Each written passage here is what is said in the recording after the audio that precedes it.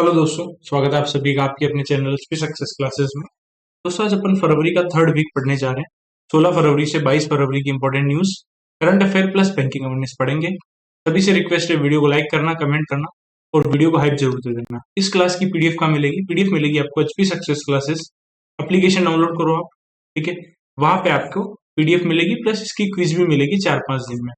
और third week होने के बाद सेकंड वीक भी अपलोड हो जाएगा जो पेंडिंग रह गया था, और जनवरी का पेंडिंग काम भी हो जाएगा। तो चलो स्टार्ट करते हैं सेशन को। बहुत इंपॉर्टेंट सेशन है आगे आने वाले सभी एग्जाम के लिए। तो चलो पहले क्वेश्चन पे पढ़ते हैं। इंडिया की रैंक कितनी है Transparency international corruption perception index के अंदर? तो इंडिया की रैंक है 91st। तो करप्शन परसेप्शन इंडेक्स कौन रिलीज करता है? Transparency international.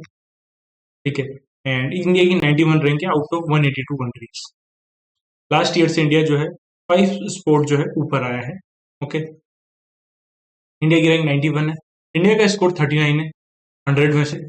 एंड इंडिया 2024 में 96 नंबर पे था। टॉप किया है डेनमार्क ने। डेनमार्क का score 89, Finland 88, Singapore 84 and bottom south Sudan and Somalia है। एंड इंडेक्स की बात करें, अगर आपका स्कोर 0 है तो आप बहुत ही ज्यादा करप्ट कंट्री हो। स्कोर आपका 100 है, बहुत ही क्लीन कंट्री है। ठीक है, तो डेनमार्क का 100 के पास 89 है, तो डेनमार्क काफी क्लीन कंट्री है। ट्रांसपेरेंसी इंटरनेशनल जो है, जिसका हेडक्वार्टर बर्लिन के अंदर है, ये Berlin based non governmental organisation है। इस क्लास के अंदर मैं रिलेट नहीं करूंगा। रिलेट के लिए आपको डेली क्लास पढ़ाई जाती है, डेली क्लास में मैं रिलेट करके याद करवाता हूँ, तो आप डेली क्लास देखें। ठीक है, नेक्स्ट चले अपन क्वेश्चन नंबर 2 के ऊपर। नेटवर्क रेडीनेस इंडेक्स में इंडिया की रैंक कितनी है? नेटवर्क रेडीनेस इंडेक्स में इंडिया जो है 45th नंबर पे है, और इसको टॉप किया है यूएस है। नेटवर्क रेडीनेस इंडेक्स रिलीज करता है पोर्टुलेंस इंस्टीट्यूट। ये नॉन प्रॉफिट रिसर्च इंस्टीट्यूट है जो वॉशिंगटन डीसी के अंदर है, जहां पे वर्ल्ड बैंक का हेडक्वार्टर है, जहां पे आईएमएफ का हेडक्वार्टर है। ठीक है, 127 कंट्री में से इंडिया 45th नंबर पे है। नेटवर्क में कितना इंडिया रेडी है डिजिटल ट्रांसफॉर्मेशन कैपेसिटी के अकॉर्डिंग? ओके, एंड इसके 4 पिलर है और 53 इंडिकेटर है। 4 pillar: technology, people, governance and impact. और इंडिया की रैंक 45th है। ठीक है, इंडिया का स्कोर 54.43 है। मोस्ट नेटवर्क रेडी कंट्री कौन कौन सी है? Number 1 USA, number 2 Finland, number 3 Singapore, 4 पे डेनमार्क एंड 5 पे सिडनी स्वीडन सॉरी। अब बात करें, अभी अपन ने करप्शन परसेप्शन इंडेक्स पढ़ा था, उसमें नंबर 1 पे कौन था? उस पे नंबर 1 पे डेनमार्क था, जिसका स्कोर 89 था। नंबर 2 पे उस पे भी फिनलैंड था। नंबर 3 पे सिंगापुर था। एंड इसमें करप्शन परसेप्शन इंडेक्स में इंडिया 91 नंबर पे था, और यहाँ पे इंडिया नेटवर्क रेडीनेस में इंडिया 45 नंबर पे है। ठीक है, और इसके 4 अलग अलग जो इंडिकेटर हैं, सॉरी 4 पिलर जो है, और 43 इंडिकेटर है, ठीक 53 इंडिकेटर है सॉरी, उसमें अलग अलग में इंडिया की रैंक क्या है? तो बात करें telecommunication services, AI scientific publication, ICT service export, e commerce, इन सभी में इंडिया नंबर 1 पे है। FTTH, building internet subscription, mobile broadband internet traffic, international internet bandwidth, इसमें इंडिया सेकंड नंबर पे है। And domestic market scale income inequality में India third number पे है। अब इनकम ग्रुप की बात करें टॉप कंट्रीज की, तो हाई इनकम ग्रुप में USA, Finland and Singapore top 3 पे है। अपर मिडिल इनकम में चाइना 24 पे, मलेशिया एंड थाईलैंड है। लोअर मिडिल इनकम में वियतनाम और इंडिया है, सेकंड नंबर पे है। ठीक है, क्लियर है। And lower middle income group में इंडिया सेकंड नंबर पे है, ये सेकंड नंबर पे है वियतनाम के बाद। नेक्स्ट चले अपन क्वेश्चन नंबर 3 पे। इंडिया और फ्रांस ने भी रिसेंटली नेगोशिएशन स्टार्ट किया है to finalise a major defence procurement deal. कितने अमाउंट की डील की है दोनों ने मिलकर? और a significant batch of SCALP long range cruise missile. तो SCALP long range cruise missile के लिए इंडिया और फ्रांस ने जो है नेगोशिएशन की है कि कितने अमाउंट की है प्रोक्योरमेंट की डील होगी? 3200 करोड़ की डील होगी। स्केल्प, स्केल्प क्या है? एक लॉन्ग रेंज क्रूज मिसाइल है, इसको स्टॉर्म शैडो भी बोलते हैं, और इसको मैन्युफैक्चर्ड करता है एमबीडीए, एक यूरोपियन डिफेंस फर्म इसको मैन्युफैक्चर करती है। एंड स्केल्प जो लॉन्ग रेंज क्रूज मिसाइल है, इसको डेवलप किया था फ्रांस और यूके ने मिलकर, इसकी रेंज है 250 किलोमीटर। क्लियर है यहाँ तक? नेक्स्ट है क्वेश्चन नंबर 4 पे।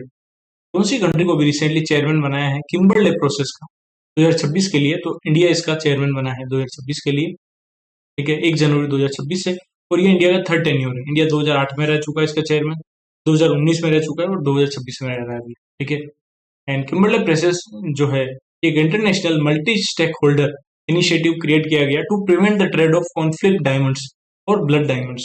कुल मिला के डायमंड का जो परचेज है वो किसी भी तरह की वायलेंस को फाइनेंस नहीं करना चाहिए। जो भी रेबल मूवमेंट्स का फाइनेंस होगा उसको जो है सपोर्ट नहीं करना चाहिए। ठीक है। एंड करंटली जो किम्बरले प्रोसेस है उसमें 60 पार्टिसिपेंट है एंड रिप्रेजेंट करती है 86 कंट्री को। ओके। एंड 2026 की किम्बरले प्रोसेस का चेयरमैन इंडिया था, तो वाइस चेयरमैन था गाना। एंड नेक्स्ट ईयर उसका प्रेसिडेंट जो चेयरमैनशिप होगी गाना के पास। गाना की कैपिटल अकरा, करेंसी सेडी, गाना अकरा सेडी। नेक्स्ट चले अपन क्वेश्चन नंबर 5 पे। What is the maximum loan amount that can be applied under the PM Suraj portal? तो पीएम सूरज पोर्टल के थ्रू कितना मैक्सिमम लोन आप ले सकते हो? तो वो है 15 लाख रुपए का लोन ले सकते हो। ठीक है। एंड अभी तक 2024-25 का डेटा निकल के आया है, उस डेटा के अकॉर्डिंग 1389 करोड़ रुपए का जो है लोन डिस्पर्स कर दिया है। ओके। एंड बिजनेस लोन जो है 15 लाख रुपए तक अवेलेबल है at low interest rate through this portal. इस पोर्टल के थ्रू 15 लाख रुपए तक का बिजनेस लोन ले सकते हैं। ये इसकी पीएम सूरज की फुल फॉर्म प्रधानमंत्री सामाजिक उत्थान एवं रोजगार आधारित जन कल्याण पोर्टल, जिसको ministry of social justice and empowerment ने 2024 में लॉन्च किया। इसका मेन एम है क्रेडिट सपोर्ट देना जो भी एंटरप्रेन्योर है जो डिसएडवांटेज सेक्शन से है। ठीक है। जैसे जो भी शेड्यूल कास्ट पे है या सफाई कर्मचारी है। ठीक है। जो बैकवर्ड एरिया से आते हैं, बैकवर्ड सोसाइटी से आते हैं, उनको जो भी एंटरप्रेन्योर है उनको प्रॉपर लोन प्रोवाइड करना, क्रेडिट फैसिलिटी देना। ठीक है। और इसको रन कौन करता है? By government body like national schedule caste finance and development corporation, national सफाई कर्मचारी finance and development corporation and national backward classes finance and development corporation. And mainly ये डेवलप किया मार्जिनलाइज ग्रुप्स के लिए लाइक एससी, ओबीसी, सफाई कर्मचारी, D notified tribes, nomadic and semi nomadic tribes के लिए। समझ में आ गया? पीएम सूरज में 15 लाख तक का लोन ले सकते हैं। एंड करप्शन परसेप्शन इंडेक्स में इंडिया 91 नंबर पे था, उसमें टॉप पे डेनमार्क था। ठीक है। एंड नेटवर्क रेडीनेस इंडेक्स में इंडिया जो है 45th पे था, उस पर टॉप यूएस ने किया था। एंड डेनमार्क 4th नंबर पे था। क्लियर है? आगे चले अपन क्वेश्चन नंबर 6 पे। अभी रिसेंटली आईटी रूल अमेंड हुए थे, उसके according what is the mandatory timeline for social media intermediaries to remove unlawful content after receiving a government और कोर्ट ऑर्डर? अगर कोई भी सोशल मीडिया के ऊपर अनलॉफुल कंटेंट डाल रहा है और गवर्नमेंट का ऑर्डर आ गया है, तो उसको कितने टाइम के अंदर अंदर रिमूव करना है? मैंडेटरी है 3 घंटे के अंदर रिमूव करना है। पहले ये टाइमलाइन जो थी वो ज्यादा थी, वो कम कर दी है। 10 फरवरी को जो इंफॉर्मेशन टेक्नोलॉजी अमेंडमेंट रूल आया है गवर्नमेंट ने, पहले 36 घंटे थी, जिसको कम करके अभी 3 घंटे कर दिए हैं। दूसरा, अगर कोई भी इंटीमेट कंटेंट डाल रहा है, डीप फेक कंटेंट डाल रहा है एआई के थ्रू, तो उसको 2 घंटे के अंदर हटाना है। पहले 24 घंटे की लिमिट थी। And the time to acknowledge a user complaint has been slashed from 24 hour to 2 hour. User की जो कंप्लेंट है उसको एक्नोलेज करने का टाइम पहले 24 घंटे था, 2 घंटे कर दिया है। एंड जो भी कंप्लेंट आएगी उसको डिस्पोज करना, मतलब सोल्व करनी है 7 दिन के अंदर, पहले 15 दिन था टाइम पीरियड। ओके। नेक्स्ट चले अपन। कौन से स्टेट ने रिप्लेस की है लाडली स्कीम को लखपति बिटिया योजना से, इसमें 1 लाख रुपए जो है गर्ल्स एजुकेशन के लिए प्रोवाइड करेगा? तो वो है दिल्ली गवर्नमेंट। ठीक है। नेक्स्ट चले क्वेश्चन नंबर 8 पे। Satya portal recently inaugurated by which ministry primarily aims to automate and integrate testing, calibration and quality certification service. तो ये किया है ministry of electronics and IT ने। सत्या पोर्टल लॉन्च किया है। इसका मेन एम है ऑटोमेट करना एंड इंटीग्रेट करना, जो भी testing, calibration and quality certification services है उनको ऑटोमेटिक हो जाए और आपस में इंटीग्रेशन हो जाए, सारी चीजें एक जगह पे हो जाए। इसके लिए सत्या पोर्टल लॉन्च किया। ठीक है। मिनिस्टर ऑफ स्टेट जो है इलेक्ट्रॉनिक्स एंड आईटी के, जितिन प्रसाद, उन्होंने लॉन्च इनोग्रेट किया STQC lab automation portal, Satya portal. Satya stands for STQC automated testing and yardstick for assurance. इसका ऑब्जेक्टिव है to modernise and digitise the quality assurance services of standardisation, testing and quality certification directorate. And इस portal को develop किया था सीडेक ने। और सूरज portal पे कितना लोन से ले सकते हैं? जो भी बैकवर्ड एरिया से या बैकवर्ड सोसाइटी से एंटरप्रेन्योर है वो 15 लाख तक का लोन ले सकते हैं। कौन सी बुक को फर्स्ट ग्रैमी अवार्ड मिला है for best audio book narration and story telling के लिए? किसको मिला है? वो मिला दलाई लामा को। दलाई लामा की जो बुक थी meditations the reflection of his holiness the Dalai Lama, इसको जो है दलाई लामा का एक पहला ग्रैमी अवार्ड है तो best audio book narration and story telling के लिए मिला है। ग्रैमी अवार्ड जो है ये लॉस एंजलिस यूएसए में दिए गए। एंड सिंगर सॉन्ग राइटर जो है रूफुस वेनराइट, इन्होंने दलाई लामा जिनका नाम है तेंजिंग ग्योत्सो, उनके बिहाफ पे ये रिसीव किए हैं।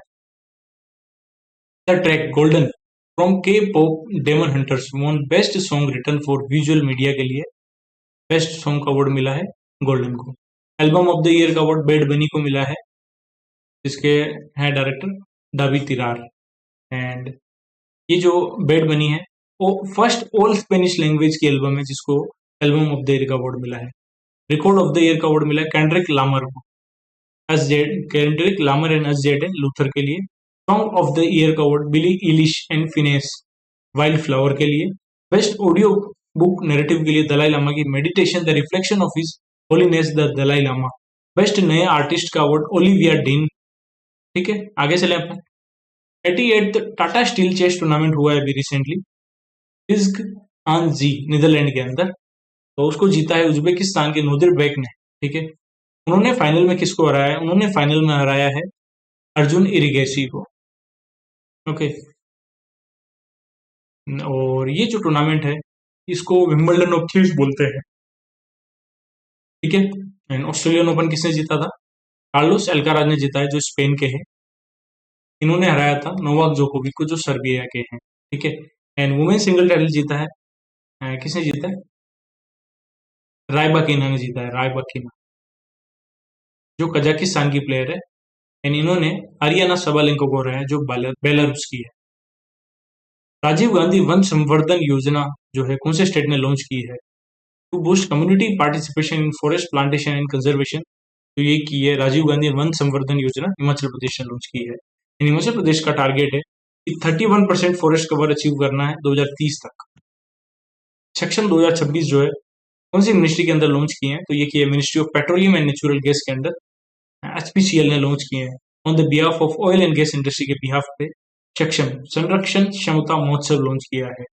फ्यूल कंजर्वेशन के लिए ये एक कैंपेन लॉन्च किया है जिसकी थीम है तेल और गैस बचाओ, हरित और हरित क्रांति, हरित और अपनाओ।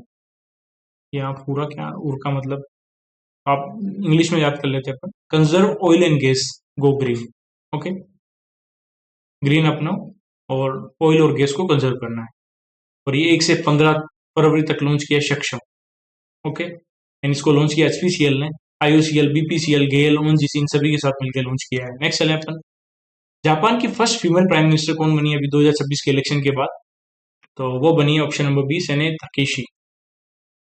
इनको जापान की आयरन लेडी बोलते हैं और इनकी पार्टी है लिबरल डेमोक्रेटिक पार्टी। इन्होंने 316 वोट जीते हैं 465 में से। क्वेश्चन नंबर 14 पे चलते हैं। अभी मोदी जी मलेशिया विजिट पे गए थे, तो उस दौरान टोटल कितने एमओयू साइन हुए हैं मलेशिया के साथ? टोटल 11 एमओयू हुए हैं।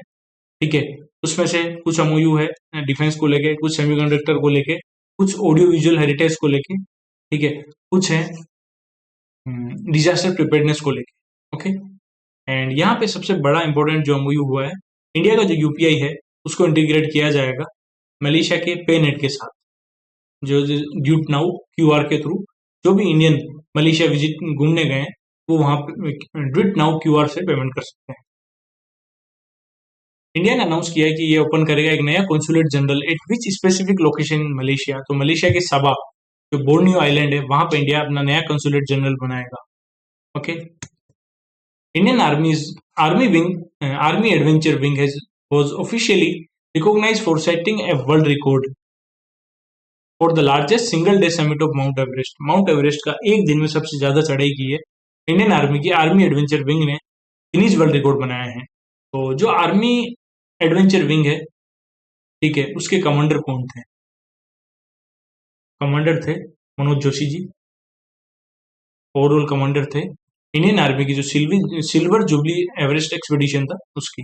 एंड माउंट एकोनकागुआ न्यूज में थी, ये कहाँ पे है, इसकी लेंथ कितनी है, ये कमेंट सेक्शन में बताना। ओके, माउंट एवरेस्ट की लेंथ कितनी है ये भी बताना, क्या पता आगे क्लास में आ जाए कहीं। ओके, तो लाइन तो आई गई 8848 मीटर, ठीक है, माउंट एवरेस्ट की। एंड 49 इंडिविजुअल थे इसमें, ये जो वर्ल्ड रिकॉर्ड बनाया उसमें 22 इंडियन आर्मी के पर्सोनल थे एंड 27 हाई एल्टीट्यूड के शेरपा गाइड्स थे। ओके, एंड हविलदार तुंदुक नागमेल जो है 5 लद्दाख स्काउट के उन्होंने रिकॉर्ड बनाया है, 4 घंटे में इसको कंप्लीट किया है। 5 लद्दाख के जो स्काउट्स थे उसमें से एक थे हविलदार तुंदुक नागमेल। ओके, अब बात करें इंडिया एआई इम्पैक्ट समिट हुआ उसके रिगार्डिंग कौन सा पॉइंट ट्रू है, तो पहला पॉइंट ये बोल रहा है कि फर्स्ट ग्लोबल एआई समिट जो है ग्लोबल साउथ में हुआ है, ट्रू है। दूसरा, इसके 3 फाउंडेशनल पिलर है, सूत्र है, people, planet and progress, true है। एंड 7 जो है चक्र है, ये भी ट्रू है। एंड इसको ऑर्गेनाइज किया मिनिस्ट्री ऑफ एक्सटर्नल अफेयर ने नीति आयोग के साथ मिलकर, तो ये गलत है। ठीक है, एक्सटर्नल अफेयर क्यों करेगा ये मिनिस्ट्री? ये समिट एआई को लेके ministry of electronics and IT करेगा, ऑब्वियसली बात है। तो पहला इंडिया एआई इम्पैक्ट समिट जो है भारत मंडपम न्यू दिल्ली में हुआ है, ministry of electronics and IT ने कराया इसको होस्ट। 3 इसके फाउंडेशनल पिलर है, people, planet and progress, and 7 chakra, human capital, inclusion for social empowerment, safe and trusted AI, science, resilience, innovation and efficiency, democratising AI resources, AI for economic development and social good. Next चले अपन, UIDAI has completed over 1 crore mandatory biometric updates for school children। जो mandatory biometric updates है वो 2 बार करने हैं, कोई भी बच्चा है उसका, एक तो 5 साल कंप्लीट हो जाए तब, और दूसरा कब कर रहा है, जब 15 साल कंप्लीट हो जाए तब। UIDAI ने रेट चेंज की है कि आपको अगर डेमोग्राफिक चेंज करवाना है तो अलग चार्जेस है। ठीक है, ये अक्टूबर में पढ़ाया भी था मैंने आप लोगों को। और UIDAI ने जो है ये मैंडेटरी बायोमेट्रिक अपडेट किए हैं, उसके लिए इन्होंने unified district information system for education plus के साथ पार्टनरशिप की है, जो अलाउ करेगा स्कूल को टू आइडेंटिफाई स्टूडेंट जिनका जो अपडेट है वो ड्यू है। और इसके लिए UIDAI ने जो 17 साल से 15 साल के जो भी बच्चे हैं उनके ऊपर चार्ज हटा दिया है कि आप ये कराओगे तो कोई भी जो मैंडेटरी बायोमेट्रिक अपडेट कराओगे तो कोई भी चार्ज नहीं लगेगा। 1 अक्टूबर 2025 से 30 सितंबर 2026 तक 1 साल। एक बुक आई है the ghost of Indian small town, a journey through time. इस बुक के ऑथर कौन है? Ruskin Bond. नेक्स्ट बुक है the sage who reimagined Hinduism, the life lesson and legacy of Shri Narayana Guru. इस बुक के ऑथर कौन है? वो है शशि थरूर। ठीक है, and the ghost of small town के the ghost of small town, the ghost of small town के ऑथर कौन है? Ruskin Bond. ठीक है, the life legacy of Shri Narayana Guru की है शशि थरूर। और एक और है the wings of Vellore, the true story of Indian air force. इसके ऑथर है स्वप्निल पांडे। ठीक है, नेक्स्ट चले, कौन सी कंट्री के साथ इंडिया ने अभी recently joint declaration of intent किया है to deepen their defence industrial cooperation? तो इंडिया ने किया है ग्रीस के साथ। ठीक है, एंड एग्रीमेंट न्यू दिल्ली में साइन हुआ है इंडिया के डिफेंस मिनिस्टर राजनाथ सिंह और ग्रीस के जो काउंटर पार्टी है निकोलस जियोर्गियोस डेंडियास के साथ। ये 5 साल का जो है रोड मैप दिया है इन्होंने कि रिसर्च और डेवलपमेंट में आगे क्या क्या काम करना है, क्या क्या मिलके प्रोड्यूस करना है, को प्रोडक्शन करना है। और ये पार्टनरशिप जो है ये लिंक कर रही है इसके साथ इंडिया का जो आत्मनिर्भर भारत है उसको ग्रीस के एजेंडा 2030 के साथ जो है लिंक कर रही है। ओके, और एक मेजर मूव में जो है मेरीटाइम डोमेन अवेयरनेस बढ़ाने के लिए ग्रीस ने अनाउंस किया है कि ये पोजीशन करेंगे, ये सेटअप करेंगे इंटरनेशनल लाइजन ऑफिसर। कहाँ पे? एट इंफॉर्मेशन फ्यूजन सेंटर जो इंडियन ओशियन रीजन में गुरुग्राम में है, वहां पे एक इंटरनेशनल लाइजन ऑफिसर जो है अपॉइंट करेगा ग्रीस मेरीटाइम डोमेन अवेयरनेस बढ़ाने के लिए। पीएम विकास प्रधानमंत्री विरासत का संवर्धन स्कीम लॉन्च की थी, उसका रिगार्डिंग कौन सा पॉइंट ट्रू है? तो सारे पॉइंट ट्रू है। पहला पॉइंट, ये सेंट्रल सेक्टर स्कीम है मिनिस्ट्री ऑफ माइनॉरिटी अफेयर। दूसरा पॉइंट, ये जो स्कीम है 5 सब स्कीम को मिला के बनी है। कौन कौन सी? सीखो और कमाओ, उस्ताद, हमारी धरोहर, नई रोशनी है, Nai Manzil. It specifically target the socio economic empowerment of notified minority community with a focus on artisan women and health. मतलब जो भी सोशो इकोनॉमिक एम्पावरमेंट करना है, जो नोटिफाइड माइनॉरिटी कम्युनिटी के लोग हैं उनका, आर्टिजन का, वुमेन का, यूथ का। ठीक है, पीएम विकास योजना समझ में आ गई। प्रधानमंत्री विरासत का संवर्धन, ये सेंट्रल सेक्टर स्कीम है। ओके, इसका एम है to ensure inclusive growth for not only the minority and artisan community but also for youth and women. मतलब माइनॉरिटी, आर्टिजन, यूथ, वुमेन, इन सभी का जो है ओवरऑल जो है ग्रोथ करनी है। इन किससे करेंगे ग्रोथ? इनको ट्रेनिंग प्रोवाइड करेंगे, स्किल ट्रेनिंग प्रोवाइड करेंगे, ठीक है। एंड एजुकेशन सपोर्ट देंगे। जिन्होंने फॉर्मल एजुकेशन नहीं की है 8th 10th और 12th की, उनको फॉर्मल एजुकेशन प्रोवाइड करेंगे, सर्टिफिकेट देंगे, okay. And leadership and entrepreneur की बात करें, to empower women from minority community and instil confidence amongst them by providing leadership and entrepreneurship support. तो जो वुमेन है उनको माइनॉरिटी कम्युनिटी की वुमेन को आगे बढ़ाना है, तो उनको लीडरशिप और एंटरप्रेन्योरशिप की सपोर्ट देना होगा। और 5 स्कीम का ये जो है पीएम विकास स्कीम इंटीग्रेशन, कौन कौन सी देख ली, सीखो और कमाओ, उस्ताद स्कीम, हमारी धरोहर, नई रोशनी सॉरी, एंड नई मंजिल। एंड 6 जो है नोटिफाइड माइनॉरिटी कम्युनिटी कौन कौन है जो इसकी beneficiary, Muslim, Christian, Sikh, Buddhist, Parsi and Jain. And इसके लिए रेस्पॉन्सिबल है national minority development and finance corporation. Clear है? थोड़ा सा ब्रेक लेंगे, फिर स्टार्ट करेंगे वापस।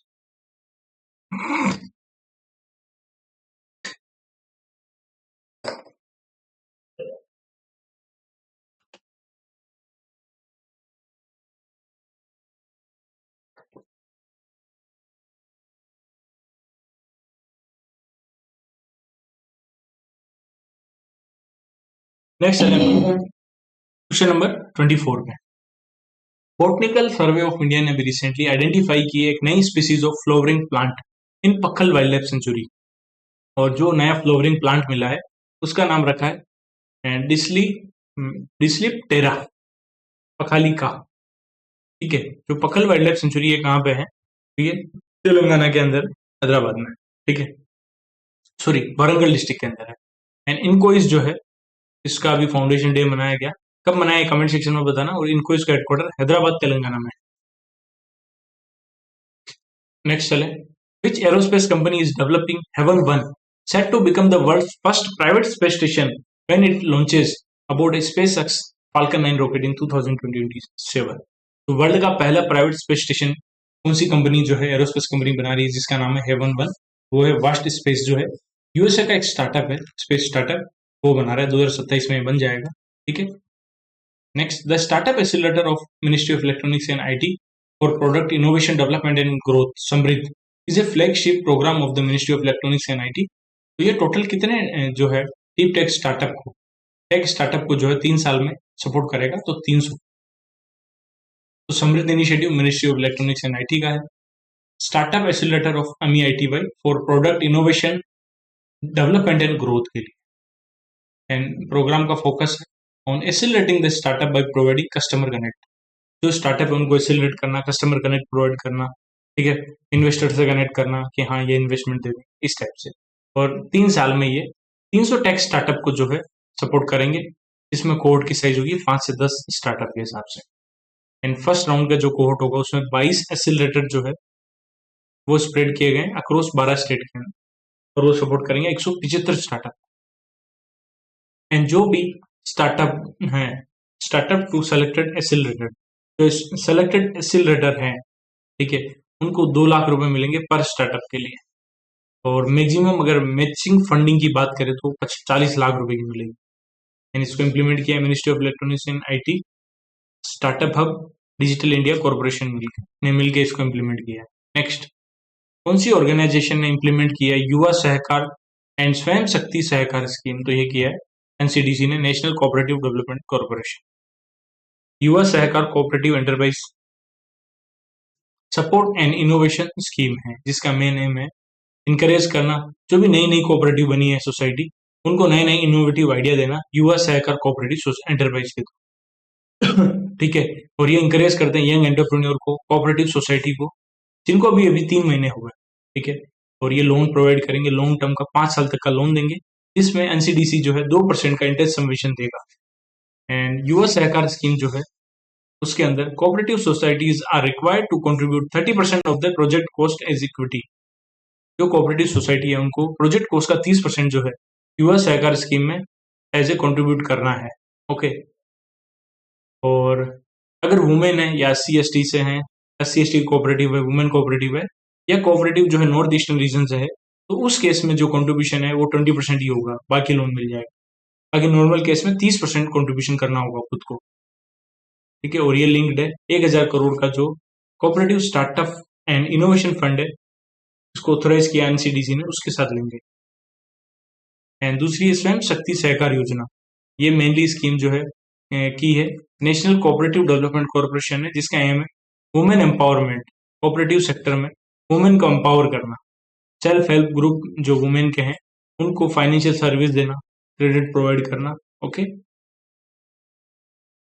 कौन सी ऑर्गेनाइजेशन ने ट्राई पार्टेड एमओयू किया है VO Chidambaram port and Sagarmala finance corporation limited to finance the outer harbour project. तो आउटर हार्बर प्रोजेक्ट के लिए VO Chidambaram port and Sagarmala finance के साथ आईआरएफसी ने पार्टनरशिप की है आउटर हार्बर डेवलपमेंट प्रोजेक्ट के लिए, जो वीओ चिदम्बरम पोर्ट टुटीकोरिन तमिलनाडु में बन रहा है। And the project will receive up to 15,000 crore in funding. इस प्रोजेक्ट के लिए 15,000 करोड़ की फंडिंग मिली है। दूसरा, भारत कंटेनर शिपिंग लाइन। इसका एम है to create India's first national container shipping line and reduce reliance on foreign carrier. ये सपोर्ट करेगा 10,000 करोड़ का कंटेनर मैन्युफैक्चरिंग असिस्टेंट स्कीम, जो बजट में अनाउंस हुई थी, उसको सपोर्ट करेगा। एंड इसमें एस्टिमेटेड 15,000 करोड़ की इन्वेस्टमेंट होगी। एंड अगर अब जो भारत कंटेनर शिपिंग लाइन है, इसमें अपन पार्टनर की बात करें किस किस का कितना इक्विटी है, तो shipping corporation of India and container corporation of India, इनका 30% है दोनों का। सागरमाला फाइनेंस कॉर्पोरेशन का 20%, जवाहरलाल नेहरू पोर्ट अथॉरिटी का 10% and VO Chidambaram port and Chennai port का 5% है। अभी रिसेंटली नए बेस ईयर अनाउंस हुए हैं, जीडीपी का 2022-23, आईआईपी का 22-23 एंड सीपीआई का 24। ये जो नए बेस ईयर अनाउंस हुए हैं इंडिया के मेजर इकोनॉमिक इंडिसेज है। ठीक है, तो कौन सी एक्सपर्ट कमेटी जो है 2024 में बनाई गई थी to advise on the base year revision for national accounts in India. तो विश्वनाथ गोल्डर कमेटी बनाई थी ये बेस ईयर रिवाइज करने के लिए। ठीक है, तो बेस ईयर 2000 जीडीपी का बेस ईयर 11-12 था, जो 22-23 हो गया। आईआईपी का 11-12 था, 22-23 हो गया। सीपीआई का 12 था, जो 24 हो गया। ठीक है, सीपीआई की नई सीरीज 12 फरवरी 2026 को लॉन्च कर दी गई। जीडीपी की 27 फरवरी 2026 को लॉन्च की जाएगी एंड आईआईपी की नई सीरीज मई 2026 में आएगी। सबसे बड़ा चेंज सीपीआई में हुआ है। सीपीआई का जो फूड वेटेज है वो 45% के आसपास था पहले, जो कम होकर 36% हो गया। बट सीपीआई में जो फूड जो बास्केट है नंबर ऑफ आइटम की, वो बढ़ गई है। पहले नंबर ऑफ आइटम थे जो 299, जो बढ़ के 358 हो गए, जिसमें 358 में 308 गुड्स है एंड 50 सर्विसेज है, प्लस ओटीटी सब्सक्रिप्शन, एयरफेयर, ये सभी भी ऐड कर दिए। ओके, आर्कटिक सेंट्री जो है अभी रिसेंटली लॉन्च की है, was largely influenced by diplomatic tension between which two NATO allies। तो यूएस और डेनमार्क के बीच में भी जो है टेंशन बढ़ी है, तो इसलिए नाटो ने आर्कटिक सेंट्री लॉन्च किया है। दिक्कत क्या हुई है, यूएसए चाहता है कि सभी में अडप लो, यूएसए चाह रहा है जो डेनमार्क का ग्रीनलैंड है उसको एक्वायर करना चाह रहा है। तो इसी बीच में काफी टेंशन हो गई है, डिप्लोमेटिक क्राइसिस हो गया है। तो नाटो जो है, नाटो ने आर्कटिक सेंट्री लॉन्च किया है। ठीक है, अभी रिसेंटली पायलट प्रोजेक्ट लॉन्च किया है, वर्ल्ड का largest grain storage plan in the cooperative sector. ये कौन से स्टेट के अंदर अभी इनोग्रेट किया है वर्ल्ड का लार्जेस्ट ग्रेन स्टोरेज प्लान? तो ये मध्य प्रदेश के अंदर जो बालाघाट डिस्ट्रिक्ट है वहां पे वर्ल्ड का लार्जेस्ट ग्रेन स्टोरेज प्लान जो है कोऑपरेटिव सेक्टर के लिए, वो भी रिसेंटली पायलट प्रोजेक्ट लॉन्च किया है। कौन सी पायलट सोसाइटी है? भूदेशनीय प्राथमिक कृषि साख सहकारी सोसाइटी। एंड इसमें जो ग्रेन की लिए जो कैपेसिटी होगी गोडाउन की 500 मेट्रिक टन होगी। इंटीग्रेटेड बॉडी है primary agriculture credit society. And की स्कीम कौन कौन सी लागू है इन्वॉल्व है? Agriculture infrastructure fund, agriculture marketing infrastructure, and ये रिड्यूस करती है पोस्ट हार्वेस्ट लॉसेस, प्रिवेंट करते हैं distress cell and strengthen food security. कुल मिला के गोडाउन में रहेगा, कुछ जो भी ग्रेन है उसको स्टोर करने का स्पेस है अपने पास इनफ, तो बहुत सारे लॉसेस बच जाएंगे।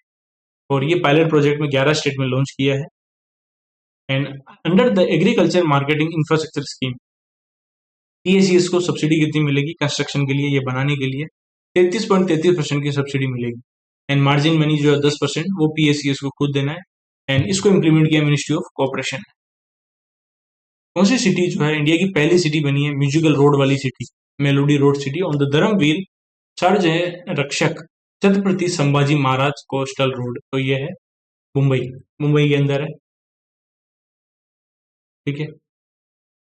एंड राजस्थान का जो अलवर डिस्ट्रिक्ट है, ये इंडिया का पहला डिस्ट्रिक्ट बना है जिसमें 100% जो है इंश्योरेंस की कवरेज है, इंश्योरेंस कवरेज वाला डिस्ट्रिक्ट बना है अलवर। और वहाँ जो ये म्यूजिकल रोड बना है, वहां पे अगर कोई भी मोटर बाइक है, उसकी स्पीड एक स्पेसिफिक स्पीड से जैसे ही बढ़ेगी, वहां पे एक सॉन्ग चलेगा जय हो। ठीक है, कमेंट सेक्शन में बताना जय हो के जो सॉन्ग है वो किसने लिखा था, क्योंकि क्या पता आपसे ये भी पूछ ले, आप नहीं सोच पा रहे हो।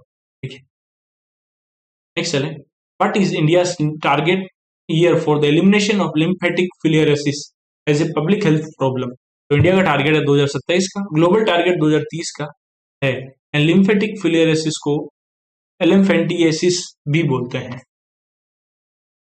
What is the specific target for daily milk procurement by dairy cooperative by the end of 2028-29 under the white revolution 2.0 के अंदर? जो डेली मिल्क की जो प्रोक्यूरमेंट है वो 1007 लाख किलो पर डे हो जाएगी 2028-29 तक। और इसमें ministry of cooperation, national dairy development board and department of animal husbandry and dairy involve है। इसका गोल है 2028-29 तक जो मिल्क का प्रोक्यूरमेंट है 50% से बढ़ाना है और 1007 KG lakh KG per day तक लेके जाना है। और अगर इतना मिल्क का प्रोक्यूरमेंट करना है तो 75,000 नई डेयरी कोऑपरेटिव सोसाइटी जो है वो भी बनानी होगी। ओके। एंड वर्ल्ड का लार्जेस्ट मिल्क प्रोड्यूसर इंडिया है 1998 से।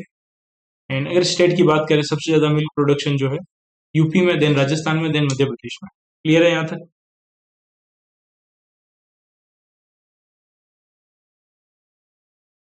नेक्स्ट चले।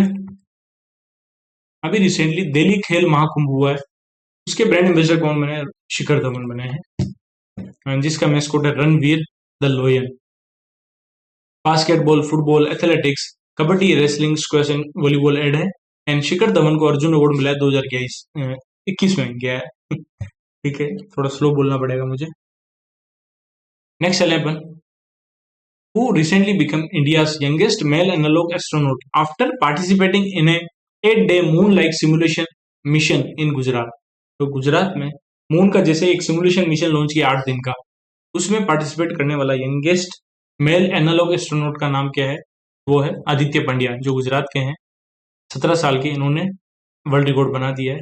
और ये 7 दिन का जो मून लाइक सिमुलेशन मिशन है, ये गुजरात के धोलावीरा कच्छ डिस्ट्रिक्ट में हुआ है। और इस मिशन को ऑर्गेनाइज किया है आका स्पेस स्टूडियो ने। रजिस्टर्ड इसरो स्पेस ट्यूटर है, इसरो के द्वारा रजिस्टर्ड स्पेस ट्यूटर है। डीआरडीओ ने किसके साथ एमओयू किया है to undertake collaborative research and development in various engineering and science domain? तो डीआरडीओ ने सीएसआईआर के साथ पार्टनरशिप की है ताकि अलग अलग फील्ड में रिसर्च एंड डेवलपमेंट बढ़े, इलेक्ट्रॉनिक्स में, मटेरियल में, इंस्ट्रूमेंटेशन में, हेल्थ केयर में।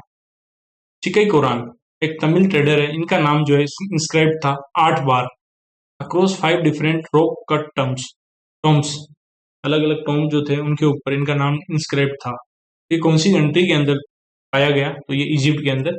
और इजिप्ट की वैली ऑफ किंग्स जो है, जिसको वर्ल्ड हेरिटेज साइट डिक्लेयर किया, वहीं पे ये डिस्कवरी हुई है। नेक्स्ट चले। सेशल्स के जो प्रेसिडेंट हैं डॉक्टर पैट्रिक हार्मनी, वो अभी रिसेंटली इंडिया विजिट पे आए थे। और जब वो विजिट पे आए तो इंडिया उसी टाइम पे इंडिया की जो है 50वीं एनिवर्सरी थी, डिप्लोमेटिक टाइज जो है इंडिया और सेशल्स के बीच में उसकी। तो इंडिया ने अभी कितना अमाउंट अनाउंस किया है और under the special economic package for Seychelles to boost health infrastructure and education के लिए इंडिया ने $175 मिलियन दिया है। एंड ये जो सेशल्स के प्रेसिडेंट आए पैट्रिक हार्मनी, ये चेन्नई, मुंबई एंड दिल्ली विजिट पे किए गए हैं। एंड इंडिया ने $175 मिलियन का स्पेशल इकोनॉमिक पैकेज दे रहा है for Seychelles to boost health infrastructure and education को बूस्ट करने के लिए। ओके।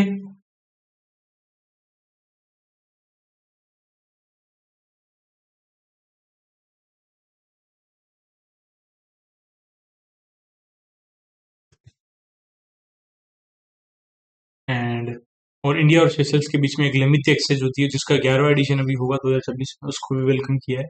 सेशल्स की कैपिटल विक्टोरिया एंड करेंसी है सेशल्स रुपीज। नेक्स्ट चले। अभी प्लास्ट इंडिया कॉन्फ्रेंस हुई है 2026 की, 12वां एडिशन न्यू दिल्ली में हुआ है, भारत मंडपम में। अब इनमें से कौन सा एक जो है पिलर नहीं है इसका, वो ट्रांसपोर्टेशन नहीं है। लास्ट इंडिया कॉन्फ्रेंस का थीम है भारत नेक्स्ट। ये भारत मंडपम में हुई है, जिसके 5 पिलर है: trade, technology, talent, tradition and tourism. And इसको ऑर्गेनाइज किया department of chemical and petrochemical, ministry of chemistry and chemical and fertiliser, ministry of commerce industry, इन सभी मिनिस्ट्री मिलकर ऑर्गेनाइज कराया लास्ट इंडिया को। वर्ल्ड यूनानी डे कब मनाया जाता है, कौन सी डेट पे मनाया जाता है? To mark the birth anniversary of legendary Indian Unani physician Hakim Ajmal Khan. तो यह मनाया जाता है 11 फरवरी को, जिसकी थीम है इनोवेशन एंड एविडेंस इन यूनानी प्रैक्टिसेस। 2 फरवरी को वर्ल्ड वेटलैंड डे, जिसकी 50वीं एनिवर्सरी थी। एंड 4 फरवरी को वर्ल्ड कैंसर डे, जिसकी थीम थी united by unity. And world Unani day 11 फरवरी को मनाते हैं, जिसकी थीम है इनोवेशन एंड एविडेंस इन यूनानी प्रैक्टिसेस। पहली बार यह दिन 2017 में मनाया गया था। Which state recorded the highest share in India's total wool production for the year 2023-24? तो सबसे ज्यादा वूल प्रोडक्शन किया है राजस्थान में। अप्रोक्स 50% जो है वर्ल्ड का, सॉरी इंडिया का, वो राजस्थान ही प्रोड्यूस करता है। ठीक है, ऊन का प्रोडक्शन, जो भेड़ वगैरह के जो छाल है वो, एक तरीके से सबसे ज्यादा Rajasthan, then Jammu Kashmir, then Gujarat, then Maharashtra, Himachal Pradesh. And global बात करें वुल प्रोडक्शन में, इंडिया 9th नंबर पे है। सिल्क पॉपुलेशन में, शिप पॉपुलेशन में इंडिया 2nd नंबर पे आफ्टर चाइना। राजस्थान में एक ब्रीड है चोकला ब्रीड, जिसको इंडियन मेरिनो भी बोलते हैं, शिप ब्रीड है। नेक्स्ट, अभी Santosh trophy 79th national football championship हुई है, जिसको संतोष ट्रॉफी बोलते हैं। तो सर्विसेज ने अपना 8वां संतोष ट्रॉफी का टाइटल जीता है। कौन सी टीम को हो रहा है फाइनल में? केरला को हो रहा है फाइनल, आसाम के धकौ खाना फुटबॉल स्टेडियम जो आसाम है वहां पे हुआ है। एंड सबसे ज्यादा टाइटल अब सर्विसेज ने जीत लिया 8, इससे पहले केरला ने जीते थे 7। पर्पल कैप का अवार्ड किसको मिला? टाटा WPL के अंदर तो मिला सोफी डिवाइन की, जो गुजरात जायंट्स की प्लेयर थी। एंड आरसीबी ने फाइनल जीता था, 2nd ट्रॉफी जीती अपनी। एंड फाइनल के विनर को 6 करोड़ प्राइज, रनर अप को 3 करोड़ प्राइज मिला है। फाइनल जो WPL है नवी मुंबई और वडोदरा में हुआ है। एंड बिस्लेरी जो है इसका ऑफिशियल बेवरेज पार्टनर था। सबसे महंगी प्लेयर थी दीप्ति शर्मा, यूपी वॉरियर में 3.20 करोड़ में। ऑरेंज कैप स्मृति मंदाना ने, purple cap Sophie Devine Gujarat Giants, player of the tournament Sophie Devine. And emerging player का अवार्ड नंदिनी शर्मा को मिला Delhi Capital. And youngest debutante कौन थी वुमेन्स प्रीमियर लीग में? तो दिल्ली कैपिटल की प्लेयर दिया यादव। ओके, नेक्स्ट चले अपन, उससे पहले थोड़ा ब्रेक ले लेते हैं यार।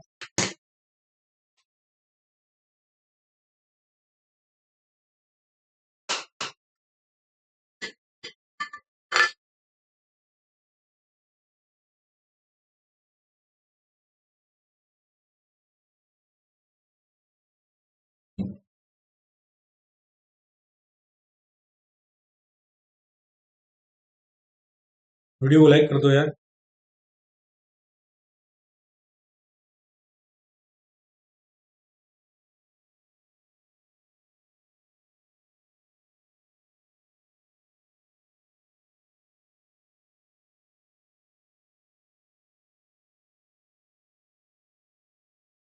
चलो स्टार्ट करें। अभी 16वां लाइन पॉपुलेशन एस्टिमेशन रिलीज हुई है। उसके अकॉर्डिंग इंडिया में एशियाटिक लाइन कितने हैं? तो इंडिया में 891 एशियाटिक लाइन है, 891। जो पहले कितने थे? 5 साल पहले 674 थे। ठीक है, एशियाटिक लाइन को पैंथेरा लियोपार्सी का भी बोलते हैं। इनकी पॉपुलेशन जो है 32.2% से बढ़ गई। एशियाटिक लाइन जो है गुजरात में रिकॉर्ड हुए 891। ठीक है, और 891 में से प्रोटेक्टेड एरिया इन सेंचुरी में कितने हैं? 384। एंड जो नॉन फॉरेस्ट एरिया है उनमें 507 जो है एशियाटिक लाइन रह रहे हैं। आप गिर साइड में जाओगे तो आपको ऐसे रोड पे दिख जाएंगे, कोई जानवर खा रहा है। ठीक है, मॉर्निंग में दिखेंगे आप। एंड मैक्सिमम गिर नेशनल पार्क में ही है। And Barda wild life century जो है ये 2nd होम है एशियाटिक लाइन के लिए गुजरात के।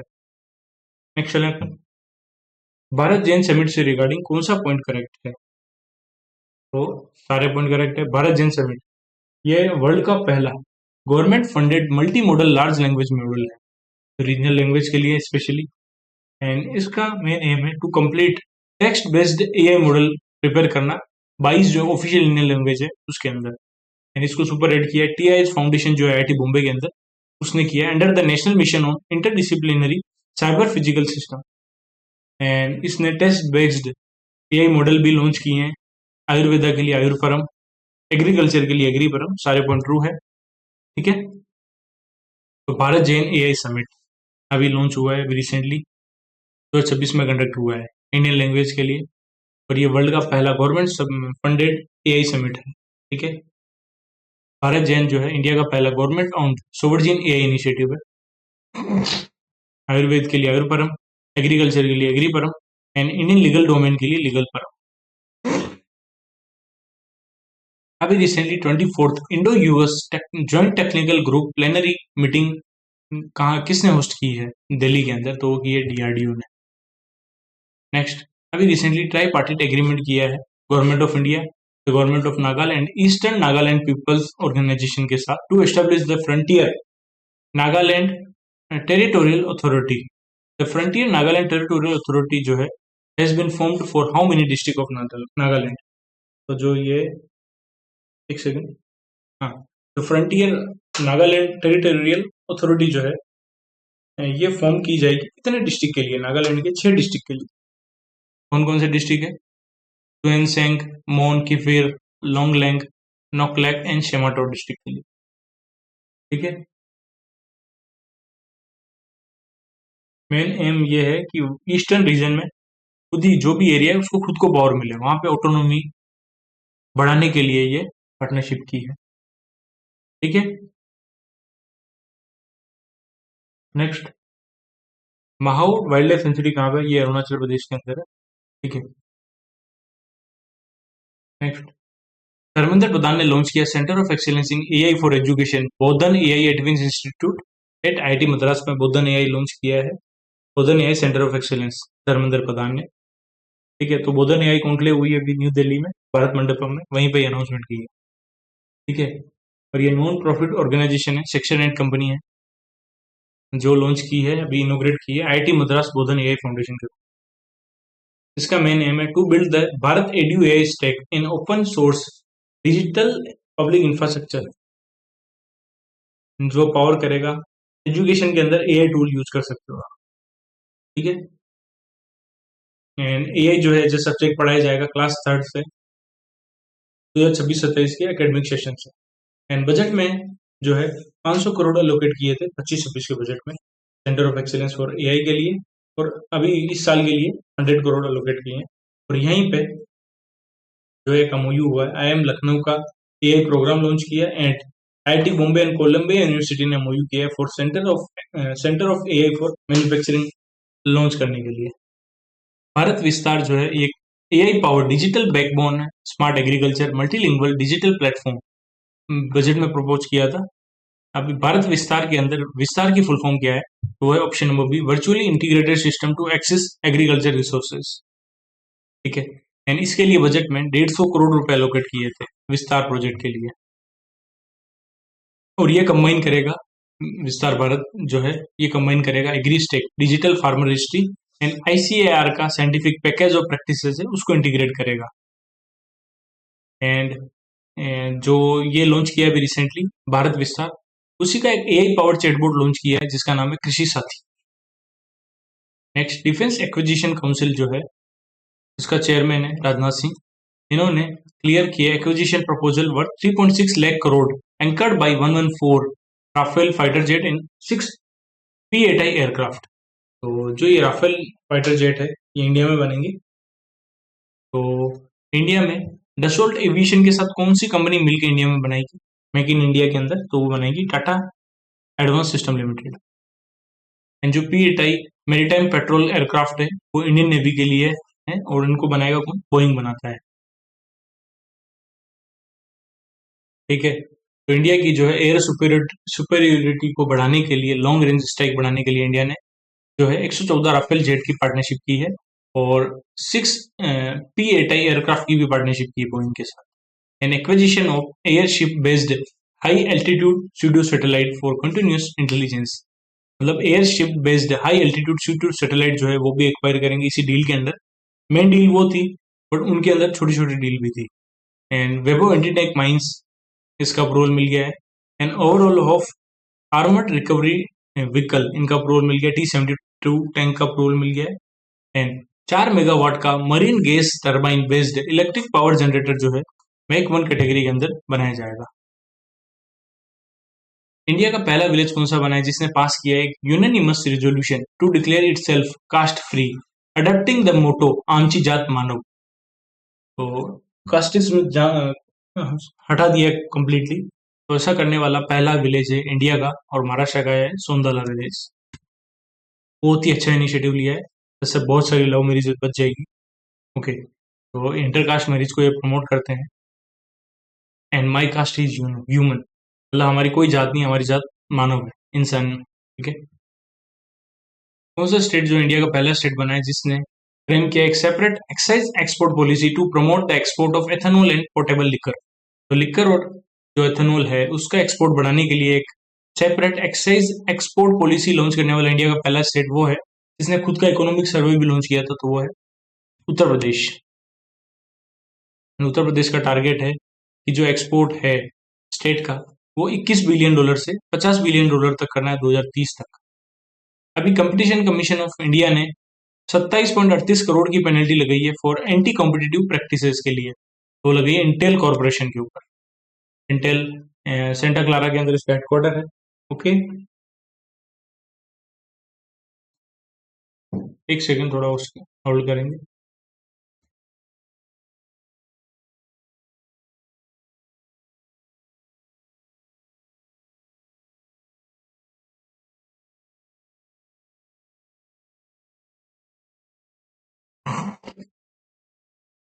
जो डेली क्लास देख रहे हैं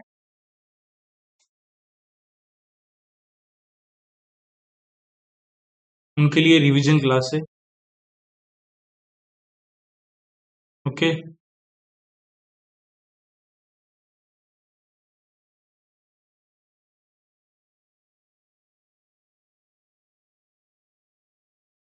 नेक्स्ट चलें अपन। अभी रिसेंटली जो है 74th प्रेसिडेंट बने किसके, आईसीएआई के, institute of chartered accountant of India के 74th प्रेसिडेंट बने हैं प्रसन्न कुमार डी। इन्होंने रिप्लेस किसको किया है, प्रसन्न कुमार डी ने रिप्लेस किसको किया है, इन्होंने रिप्लेस किया option number C Charanjot Singh Nanda. अब दो दो ऑप्शन है, कोई सा भी ऑप्शन है यहाँ पे चेंज कर देंगे, कोई इशू नहीं।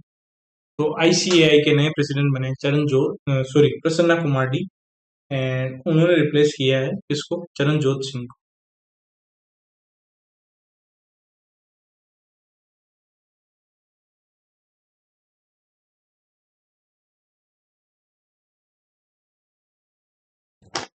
तो आईसीआई के कौन से नंबर के प्रेसिडेंट बने ये भी याद रखना, 74th प्रेसिडेंट बने प्रसन्ना कुमार डी। इन्होंने रिप्लेस किया चरणजोत सिंह नंदा को। ठीक है। एंड वाइस प्रेसिडेंट बने हैं मंगेश पांडुरंग किनारे। एंड अभी रिसेंटली गेल इंडिया लिमिटेड के सीएमडी कौन बने हैं, तो वो बने दीपक गुप्ता। इन्होंने गुप्ता जी को रिप्लेस किया है, संदीप कुमार गुप्ता को रिप्लेस किया है। 28 फरवरी 2029 तक इनको अपॉइंट किया है, आगे कोई भी ऑर्डर आते हैं तब तक। ठीक है।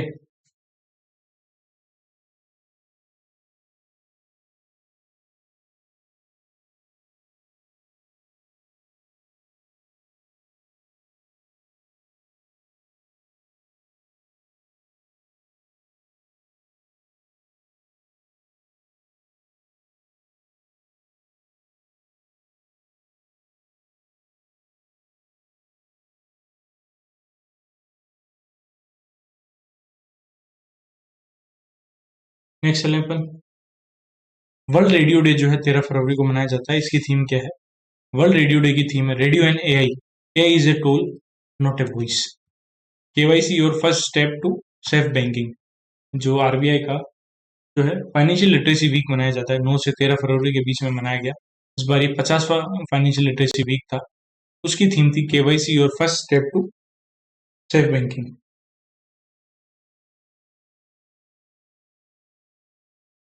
और united by unique world cancer day 4 फरवरी को मनाते हैं, उसकी थीम है world wetland day, wetland and traditional knowledge celebrating cultural heritage. World wetland day 2 फरवरी को आता है। वर्ल्ड वेटलैंड डे की 50वीं एनिवर्सरी थी, सॉरी फाइनेंशियल सॉरी जो फाइनेंशियल लिटरेसी वीक थी उसकी 50वीं एनिवर्सरी नहीं थी, ये वर्ल्ड वेटलैंड डे की 50वीं एनिवर्सरी, ठीक है। एंड पहली बार जो है वर्ल्ड रेडियो डे जो है 2011 में अडॉप्ट हुआ और 2012 में यूनाइटेड नेशन जनरल असेंबली ने अनाउंस किया। यूनाइटेड नेशन रेडियो जो है 13 फरवरी 1946 को एस्टेब्लिश हुआ था, उसी की याद में यह दिन मनाया जाता है। इन इंडिया के जो रेडियो मैन है राम सिंह बुद्ध, यूपी के, इनको अभी रिसेंटली इन्होंने गिनीज वर्ल्ड रिकॉर्ड बनाया है for the world largest collection of radios. इनके पास 1257 रेडियो कलेक्शन मिला और ये गिनीज वर्ल्ड रिकॉर्ड बनाया। नेक्स्ट 11, कौन सी ऑर्गेनाइजेशन ने इंप्लीमेंट किया है आयुष्मान सहकार स्कीम? तो वो किया एनसीडीसी ने, नेशनल कोऑपरेटिव डेवलपमेंट कॉर्पोरेशन, 2020 में लॉन्च की थी 19 अक्टूबर में। एंड इसका मेन ऑब्जेक्टिव है जो भी कोऑपरेटिव सोसाइटी है जो क्रिएट कर रही है, अपग्रेड कर रही है हेल्थ केयर इंफ्रास्ट्रक्चर को, हॉस्पिटल को, मेडिकल कॉलेज को एंड डायग्नोस्टिक सेंटर को, तो उन सभी को क्रेडिट प्रोवाइड करना। तो स्कीम का नाम है आयुष्मान सहकार स्कीम, ठीक है। जो कोऑपरेटिव सोसाइटी हेल्थ से रिलेटेड जो भी फील्ड में काम कर रही है तो उनको लोन देना, और 90% जो है प्रोजेक्ट कॉस्ट का 90% लोन जो है एनसीडीसी प्रोवाइड करेगी। और अगर वुमेन कोऑपरेटिव है तो उनको 1% का इंटेंस सबवेंशन मिलेगा, ओके। एंड लोन पीरियड का जो टेन्योर है, लोन का टेन्योर 8 साल है एंड 1 से 2 साल का मोरेटोरियम। और ये स्कीम अलाइन है national health policy and support करेगी नेशनल डिजिटल हेल्थ मिशन को। INS Arnala, Indian navy's first indigenously design and built anti submarine warfare shallow watercraft, marks a significant milestone in India's transition from a buyer's navy to a builder's navy। तो INS Arnala जो है buyers navy से जो है builders navy category में transition हो गया है, ठीक है। क्वेश्चन ये पूछ रहा है आईएनएस अर्नाला जो है इसको डिजाइन एंड बिल्ड किसने किया था? तो किया था जीआरएससी ने, ओके। आईएनएस जो 8 की सीरीज थी anti submarine warfare shallow watercraft, 8 की सीरीज थी, उसमें से पहला है आईएनएस अर्नाला। जो अर्नाला फोर्ट है महाराष्ट्र में, उसके ऊपर नाम रखा था, जिसको बनाया था जीआरएससी ने, जो बायर्स नेवी कैटेगरी से बिल्डर्स नेवी कैटेगरी में ट्रांजिशन हो गया है, जिसका ट्रांसफॉर्म हो गया है, ओके। डीआरडीओ ने भी रिसेंटली टेस्ट फायर किया अग्नि 3 इंटरमीडिएट रेंज बैलिस्टिक मिसाइल का, जो इंटीग्रेटेड टेस्ट रेंज है चांदीपुर उड़ीसा में, वहां से टेस्ट किया है। तो अग्नि 3 जो इंटरमीडिएट रेंज बैलिस्टिक मिसाइल है, इसकी रेंज कितनी है? इसकी रेंज है 3000 से 3500 किलोमीटर, और ये surface to surface ballistic missile है। नेक्स्ट है नल सरोवर बर्ड सेंचुरी जो है, यहाँ पे भी रिसेंटली 5 लाख बर्ड जो है 200 अलग अलग स्पीसीज के वो रिकॉर्ड हुए हैं लेटेस्ट सेंसस में, और इसमें 21% का जंप आया है बर्ड के सेंसस में लास्ट 2024 से। तो नल सरोवर बर्ड सेंचुरी कौन से स्टेट में है? ये गुजरात के अंदर है, और ये रामसर साइट डिक्लेयर हो चुकी है 2012। नल सरोवर का मतलब टैप, नल का मतलब टैप, टैप लेक है, ठीक है। Which Indian naval ship was used to transport the 10 belly bridges to Sri Lanka? तो श्रीलंका को 10 बेली ब्रिज इंडिया भेज रहा है साइक्लोन दितवा के जो कैटेस्ट्रोफिक जो भी डिस्ट्रक्शन हुआ है श्रीलंका के अंदर, तो उससे ट्रांसफॉर्मेशन के लिए इंडिया ने 10 बेली ब्रिज भेजे हैं श्रीलंका को। कौन सी शिप से? वो भेजे आईएनएस घड़ियाल के थ्रू। और उसके साथ ही ये जो 10 बेली ब्रिज दिए इंडिया ने, कौन सी स्पेशल इकोनॉमिक पैकेज के अंदर दिए? $450 मिलियन का जो असिस्टेंस पैकेज है, उसी के अंदर इंडिया जो है 10 बेली ब्रिज बनाएगा और उनकी डिलीवरी करेगा, ठीक है, श्रीलंका में। कोलंबो के अंदर जो है आईएनएस घड़ियाल पहुंच गया है। नेक्स्ट चले, टोटल फाइनेंस सेंट्रल असिस्टेंस कितनी अप्रूव की है अर्बन चैलेंज फंड के अंदर? वो की है 1 lakh crore. Urban challenge fund जो है मेनली लॉन्च किया है अर्बन ट्रांसफॉर्मेशन के लिए। मोदी जी ने अप्रूव कर दिया urban challenge fund 1 lakh crore का, टोटल इसमें असिस्टेंस मिलेगी। एंड टोटल एक्सपेक्टेड इन्वेस्टमेंट जो है 4 लाख करोड़ की है अर्बन सेक्टर के लिए।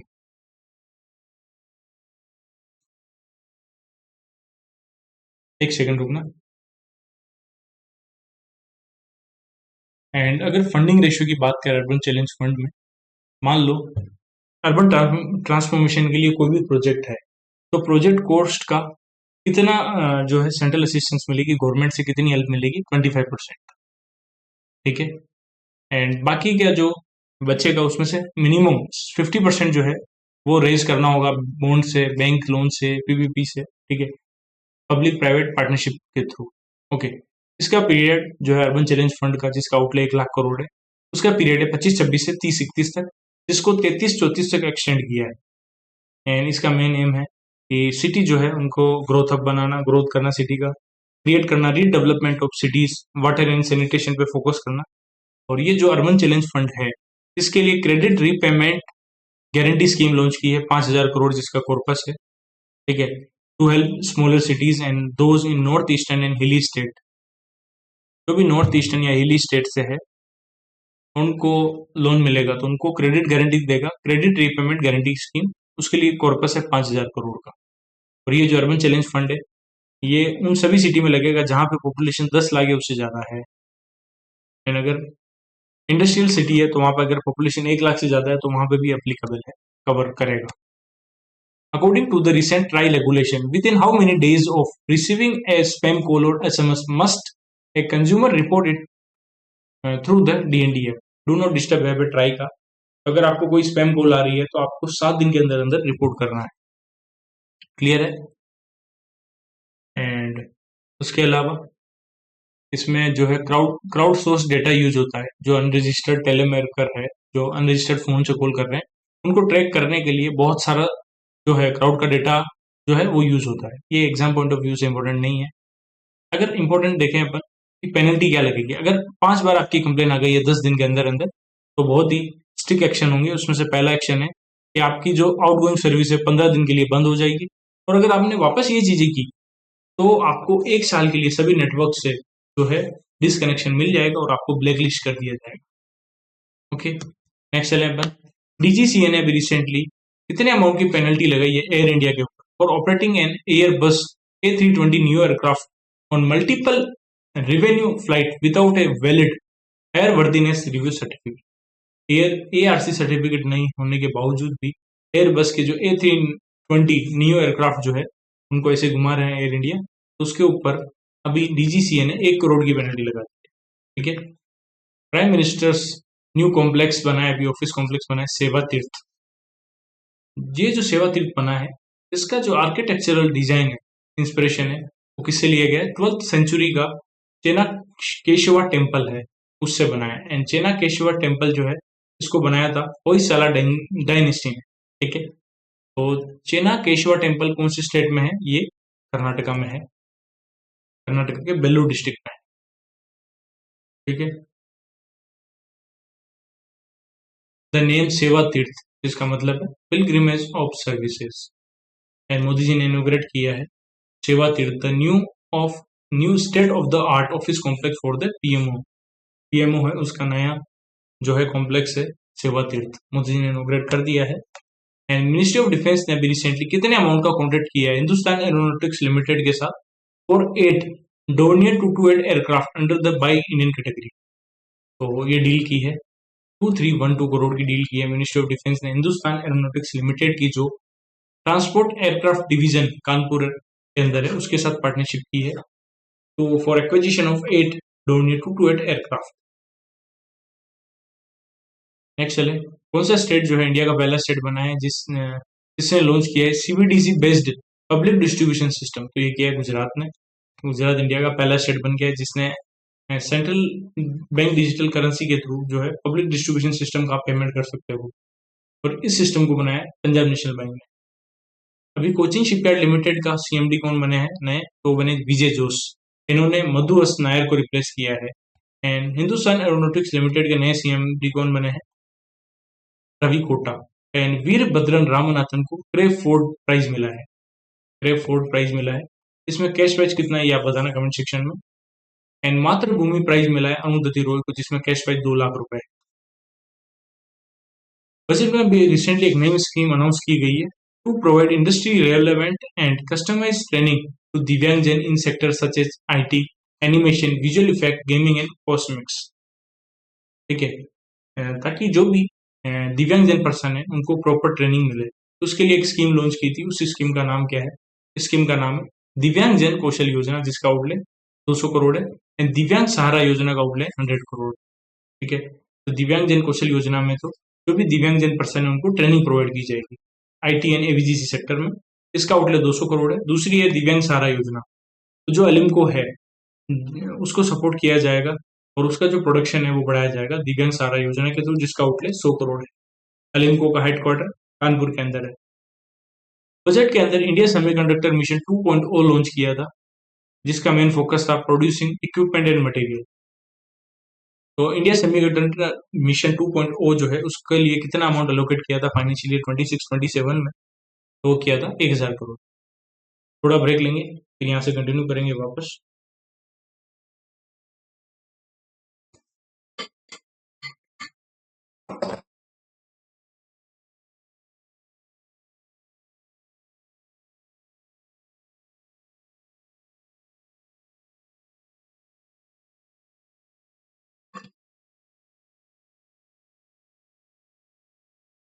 ठीक है,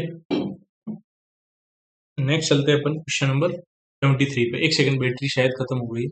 हाँ, एक सेकंड, सही टाइम पे अपन ने चेक कर लिया लैपटॉप की बैटरी का। चलते हैं नेक्स्ट क्वेश्चन पे। कौन सा स्टेट जो है इंडिया का पहला स्टेट बना है जिसने कॉम्प्रिहेंसिव अर्बन पॉलिसी लॉन्च की है 25 ईयर के लिए नेक्स्ट? ये किया है केरला ने। ठीक है, केरला ऐसा करने वाला इंडिया का पहला स्टेट बना है। एंड महाराष्ट्र का एक विलेज है सोमदला विलेज, इसने एक कास्ट फ्री इनिशिएटिव लॉन्च किया है, जिसका इनिशिएटिव लॉन्च किया है माई मतलब मेरी जात मानव है। ठीक है, मराठी में लिखा है, मेरे को याद नहीं आ रहा वर्ड। ठीक है, कास्ट फ्री इनिशिएटिव लॉन्च किया है। एंड मुंबई वर्ल्ड की 5th सिटी बनी है और इंडिया की पहली सिटी बनी है जहां पे एक म्यूजिकल रोड बना है कि वहां पे मोटर बाइक की स्पीड एक स्पेसिफिक स्पीड से बढ़ेगी तो वहां पे सॉन्ग चलेगा जय हो। क्लियर है? एंड यूपी खुद का इकोनॉमिक सर्वे लॉन्च किया है, खुद की एक एक्सपोर्ट जो है पॉलिसी लॉन्च की है। एंड गुजरात इंडिया का पहला स्टेट बना है जिसने सीबीडीसी बेस्ड जो है पब्लिक डिस्ट्रीब्यूशन सिस्टम लॉन्च किया है। Where is the first traditional BAPS Hindu stone temple in the Middle East located? तो ये अबू धाबी में है और इसका इनोग्रेशन मोदी जी ने किया था। इसको 2 साल कंप्लीट हो गए और ये नगाड़ा स्टाइल में बना हुआ है। ठीक है, और ये first traditional stone Hindu temple है वेस्ट एशिया के अंदर। पाप्स का मतलब है बोचा सानवासी अक्षर Purushottam Swaminarayan Sanstha. The power of tier 3 and tier 4 cities of India, इस बुक के ऑथर कौन है? तो वो है ऑप्शन नंबर ए सरबजीत एसपुरी and Kunal Awasthi. Power of tier 3 and tier city of India, gateway to $1 trillion economy. Sarabjit एसपुरी and Kunal Awasthi. The ghost of small town के author Ruskin Bond. Okay, wings of Vellore के स्वप्निल पांडे। नेक्स्ट चले, दिल्ली गवर्नमेंट ने भी रिसेंटली भू आधार initiative launch किया है। तो भू आधार इनिशिएटिव में एक पिन मिलता है जिसको बोलते हैं you'll pin, unified land parcel identification number. तो ये कितने डिजिट का होता है? तो ये 14 डिजिट का होता है भू आधार। ओके, और इसको अभी रिसेंटली तिलंगपुर कोटला विलेज के अंदर सक्सेसफुली लॉन्च किया है और टोटल कितने रिकॉर्ड जनरेट किए यूएल पिन के? 274। Next, Papikonda national park news में था, ये आंध्र प्रदेश के अंदर है और यहाँ पे एक एडल्ट मेल टाइगर है जिसका नाम है एक्सप्लोरर। इसको इंट्रोड्यूस किया है वापस पापीकोंडा नेशनल पार्क के अंदर, जो east Godavari and west Godavari district के अंदर। आफ्टर शिफ्टिंग टू सेवा तीर्थ, मोदी जी पीएमओ ऑफिस जो है नया सेवा तीर्थ हो गया एक तरीके से। उस पर शिफ्ट होने के बाद मोदी जी ने पीएम राहत स्कीम जो है अप्रूव की है। एंड इस स्कीम को इम्प्लीमेंट किया, ये मैंने पढ़ा दिया आप लोगों को, बट अभी पीएम राहत के रूप में मोदी जी ने अप्रूव की है। It is implemented through amalgamating the electronic retail accident report eDAR report platform and transaction management system of the national health authority. इन दोनों के मर्जर के बाद पीएम राहत स्कीम जो है वो इम्प्लीमेंट की गई। इसके अंदर जो भी एलिजिबल रोड एक्सीडेंट के विक्टिम है उनको कितने अमाउंट का कैशलेस ट्रीटमेंट मिलेगा 7 डेज तक? तो 1.5 लाख रुपए का जो है कैशलेस ट्रीटमेंट मिलेगा। PM Rahat road accident victim hospitalisation and assured treatment scheme and it will be integrated with the emergency response support system. 112 helpline number के साथ ये लिंक किया गया, उस पर कॉल करते ही जल्दी से जल्दी जो विक्टिम है हॉस्पिटल पहुंच जाएगा। तो 1.5 लाख रुपए का पर विक्टिम को जो है कैशलेस ट्रीटमेंट मिलेगा। बट अगर नॉन लाइफ थ्रेटनिंग केसेस की बात करें तो 24 घंटे तक का ट्रीटमेंट मिलेगा, एंड लाइफ थ्रेटनिंग केसेस में 48 आवर का ट्रीटमेंट मिलेगा। Okay. Union cabinet chair by prime minister of India approve the establishment of startup India fund of funds 2.0। इसका टोटल कॉर्पस कितना है, जिसका मेन पर्पज है mobilising venture capital for the startup ecosystem. Venture capital को mobilise करने का main aim है of startup India fund of funds 2.0 का टोटल कॉर्पस है 10,000 crore, and urban challenge fund का कॉर्पस 1 लाख करोड़। नेक्स्ट, कौन सी मिनिस्ट्री ने all India society for electronics and computer technology के साथ मिलकर कौशल रथ एक mobile AI awareness initiative launch किया under the national AI literacy programme, इसका नाम है युवा एआई फॉर ऑल के अंदर एक एआई अवेयरनेस इनिशिएटिव लॉन्च किया मोबाइल बेस्ड कौशल रथ। तो ministry of electronics and IT ने all India society for electronics and computer technology के साथ मिलकर लॉन्च किया है। ठीक है, इसका मेन एम है to empower 1 crore citizen with foundational AI skills. Next चले क्वेश्चन नंबर 81 पे। कौन सी आईटी ने अभी रिसेंटली एमओयू किया है कोलंबिया यूनिवर्सिटी के साथ to establish a centre of AI for manufacturing. तो आईआईटी बॉम्बे ने पार्टनरशिप की है कोलंबिया यूनिवर्सिटी के साथ to establish a centre of AI for manufacturing. And ये कब लॉन्च किया, भारत एआई जो भारत बोधन एआई कॉन्क्लेव हुई थी वहीं पे ये लॉन्च हुआ है। नेशनल प्रोडक्टिविटी डे कौन से दिन मनाया जाता है, 12 फरवरी को मनाते हैं। इसकी थीम है cluster is growth engine maximising productivity in MSME, और ये 68 फाउंडेशन डे है 12 फरवरी को।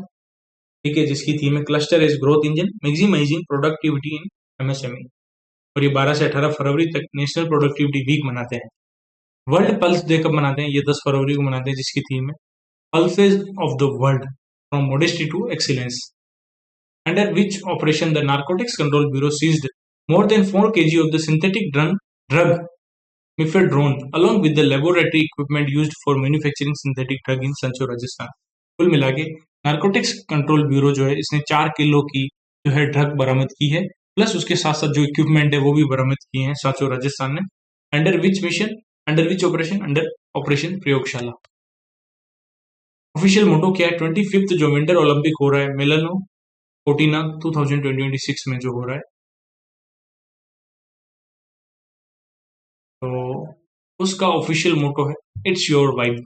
इट का मतलब इटली, एंड इसका लोगो है फ्यूचुरा, फ्यूचुरा इसका लोगो है, एंड मेस्कोट है टीना एंड मिलो। ये दो स्टोट सिबलिंग है, टीना जो है मेन ओलंपिक के लिए है एंड व्हाइट कलर की है, एंड मिलो जो है ये ब्राउन कलर की है पैरालंपिक के लिए। ओके, एंड बात करें 2028 का जो समर ओलंपिक है ये कहाँ पे होगा, ये लॉस एंजलिस यूएस में होगा। एंड 2032 का समर ओलंपिक कहाँ पे होगा, वो होगा ब्रिस्बेन ऑस्ट्रेलिया में। एंड 2030 का विंटर ओलंपिक कहाँ पे होगा, ये कमेंट सेक्शन में बताओ। नेक्स्ट चले, कौन सी सिटी होस्ट करेगी अभी 39th edition of India international leather fair को, वो करेगी चेन्नई। कौन सा स्टेट जो है थीम स्टेट बना है एट द 24th वसंत उत्सव 2026 हेल्ड एट गुरुग्राम। गुरुग्राम में जो अभी 24th वसंत उत्सव हो रहा है उसके लिए थीम स्टेट कौन सा है, थीम स्टेट है राजस्थान। इंडियन एयरफोर्स ने भी लार्जेस्ट डे एंड नाइट की एक एयर पावर एक्सरसाइज कंडक्ट की है वायु शक्ति, कौन सी लोकेशन पे की है जैसलमेर के अंदर। लोकसभा में भी रिसेंटली एक डेटा रिवील हुआ है that less than half of the student trained under the PM Daksh scheme between 2021 and 24 के बीच में हाफ से भी कम स्टूडेंट जो है ट्रेंड हुए पीएम दक्ष के अंडर। प्रधानमंत्री दक्षता और कुशलता संपन्न हिताग्रह योजना जो है एक सेंट्रल सेक्टर स्कीम है जिसमें एज क्राइटेरिया गया है, एज क्राइटेरिया 18 से लेकर 45 साल।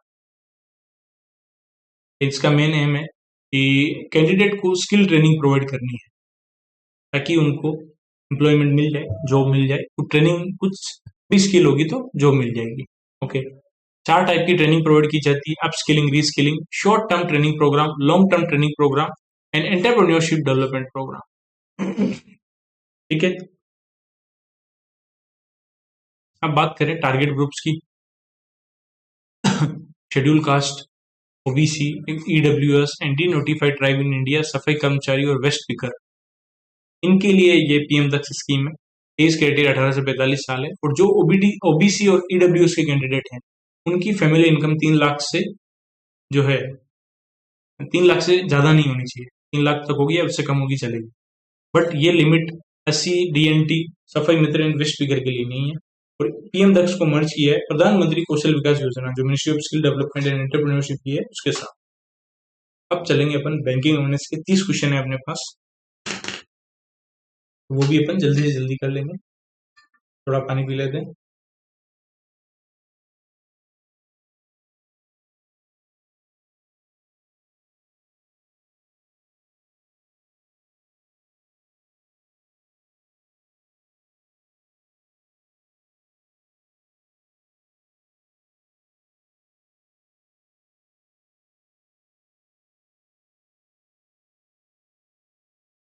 ठीक है।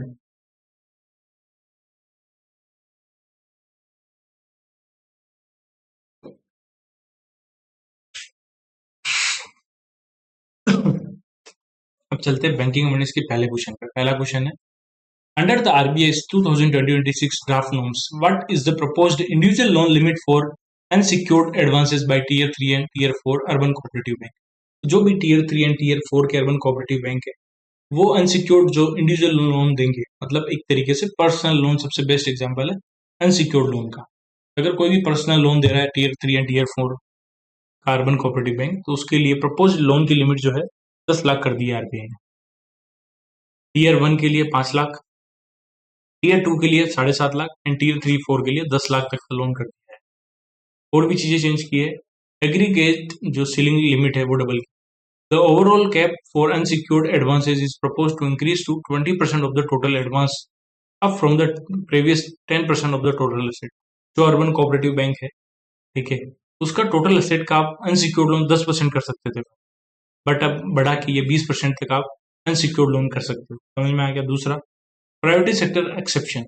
अर्बन कोऑपरेटिव बैंक जो है ये जो 20% की लिमिट है अनसिक्योर्ड लोन की वो बढ़ा भी सकता है अगर प्राइवेट सेक्टर की बात है तो, बट उसमें हर एक इंडिविजुअल को 50,000 रुपए तक का ही लोन।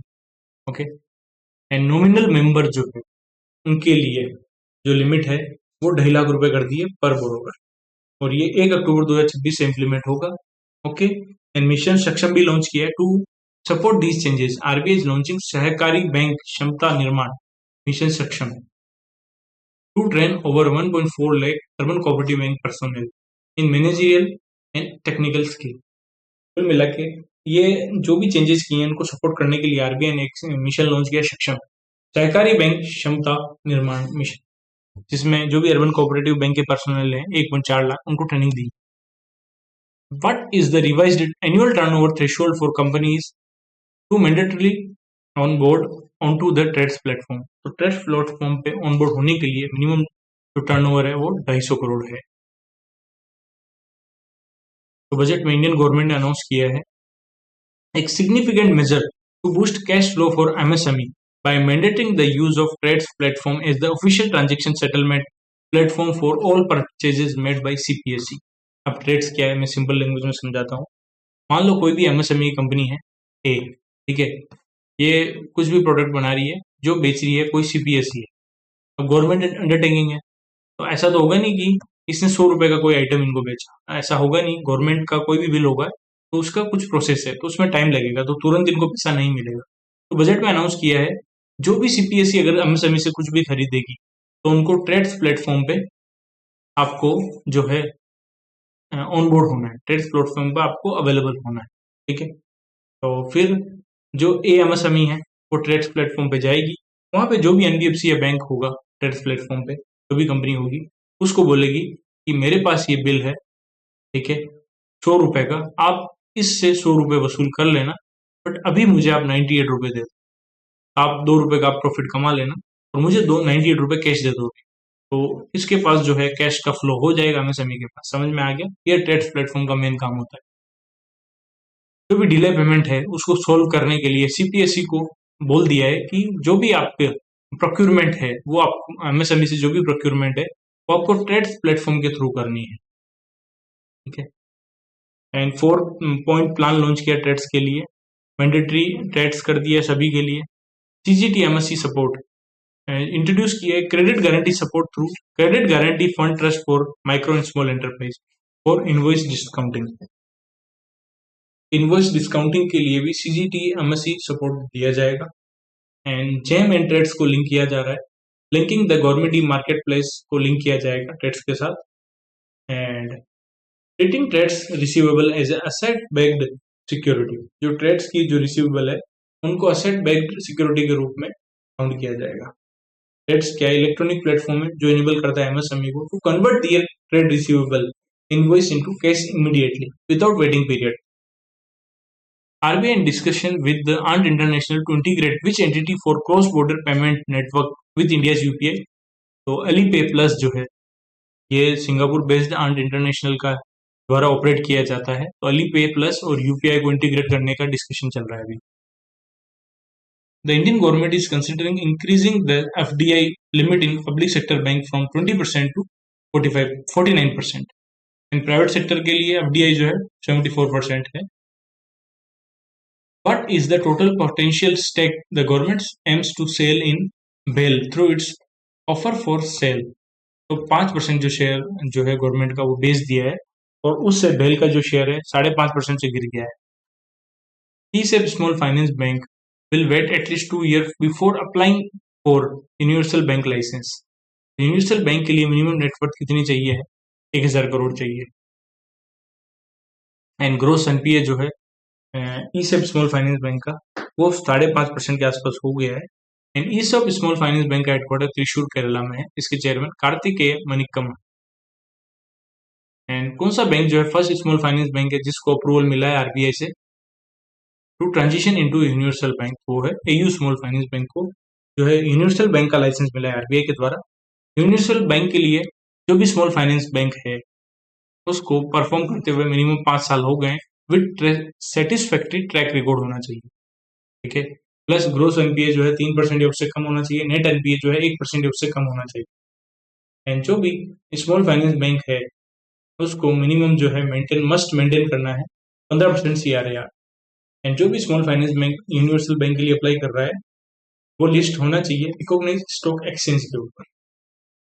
एंड यूनिवर्सल बैंक का जो कॉन्सेप्ट है रिकमेंड किया Narasimhan committee 2 and the latter Khan working group के द्वारा। उदय कोटक को अभी गिफ्ट सिटी का चेयरमैन बनाया। उन्होंने रिप्लेस किया हसमुख अधिया को। हसमुख अधिया ऑप्शन नंबर सी को रिप्लेस किया है। SBI made history by becoming India's 4th most valuable company by market capitalisation.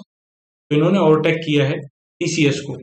Market capitalisation में नंबर 1 पे रिलायंस, नंबर 2 पे HDFC, 3 पे भारतीय एयरटेल, 4 पे SBI एंड 5 पे TCS। Which public sector bank had the highest foreign shareholding? तो सबसे ज्यादा फॉरेन शेयर होल्डिंग जो मार्च 2025 तक SBI के पास थी लगभग 11%। एंड जो FDI इक्विटी इनफ्लो है इंडिया के बैंकिंग सेक्टर में वो 115 मिलियन हो गया फाइनेंशियल ईयर 25 में, जो लगभग $900 मिलियन था 2023। ठीक है। और बैंकिंग FDI गिरने के बाद इंडिया का जो टोटल FDI है फाइनेंशियल ईयर 25 का वो $81 बिलियन था, जो टोटल ईयर ऑन ईयर उसमें 14% का इंक्रीज हुआ है। एंड प्राइवेट सेक्टर के लिए FDI 74%, पब्लिक सेक्टर के लिए 49% बढ़ाने की बात चल रही है। असम को भी $182 मिलियन का लोन कौन सी ऑर्गेनाइजेशन ने दिया है to scale up flood and river bank erosion management along the Brahmaputra river? तो एशियन डेवलपमेंट बैंक ने 182 मिलियन का लोन दिया है। आरबीआई ने लॉन्च किया मिशन सक्षम सहकारी बैंक क्षमता निर्माण as a cooperative sector wide capacity building and certification framework for urban cooperative bank. ये मैंने पढ़ाया था आप लोगों को। 1.4 लाख जो भी अर्बन कोऑपरेटिव बैंक के पर्सोनल है उनको ट्रेनिंग प्रोवाइड की जाएगी। ठीक है। एंड अनसिक्योर्ड लोन की जो लिमिट है वो 10 वो भी बढ़ा दी थी, 10 लाख कर दी है अनसिक्योर्ड लोन की लिमिट। प्लस जो अर्बन कोऑपरेटिव बैंक है जिसका टोटल असेट साइज का आप अनसिक्योर्ड लोन 10% कर सकते थे, जो बढ़ा के 20% कर दिया है। नॉमिनल मेंबर की जो लोन की लिमिट है वो 2.5 लाख रुपए कर दी पर member. NPCI International Payment Limited (NIPL) and Payment Network PayNet Malaysia have partnered to enable seamless cross-border QR code payment। QR code से भी अगर कोई मलेशिया में घूम रहा है तो उससे पेमेंट कर सकते हैं। इसके लिए यूपीआई और मलेशिया के पे नेट ने पार्टनरशिप की है।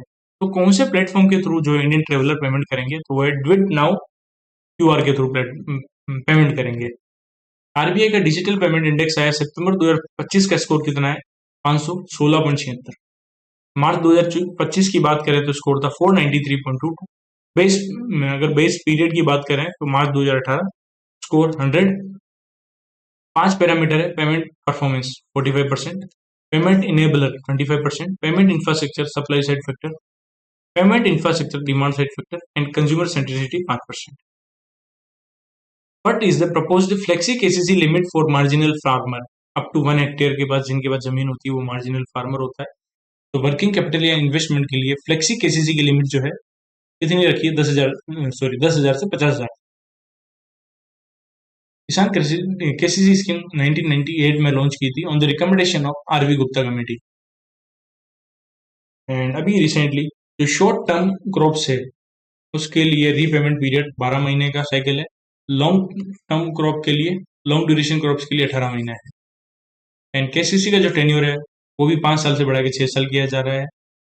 एंड टेक्नोलॉजिकल इंक्लूजन की बात करें तो new eligible expense with in the existing 20% additional component for maintenance now include. तो मेंटेनेंस के लिए जो भी एक्सपेंस होता था वो 20% तक ऐड किया जाएगा। Soil testing and real time weather forecast के लिए, सर्टिफिकेशन फॉर ऑर्गेनिक और गुड एग्रीकल्चर प्रैक्टिसेस के लिए जो भी है एक्सपेंस होगा वो 20% तक ऐड किया जाएगा। एंड मेन इसमें फोर्स किया गया, एम्फेसिस जोर डाला गया, UPI and CBDC based real time payment किए कीजिए आप मंडी से। Okay. And collateral free loan मिलता है केसीसी में 2 लाख रुपए, इसको बढ़ा के 3 लाख भी कर सकते हैं अगर कोई भी हाइपोथिकेशन किया है क्रॉप का या स्टॉक का। तो 10,000 से 50,000 बढ़ाइए, ये तो बढ़ा है अपन ने। आरबीआई ने बोला है कि कितना maximum one time compensation RBI ने प्रपोज किया है डिजिटल फ्रॉड विक्टिम के लिए। दो गया 25,000।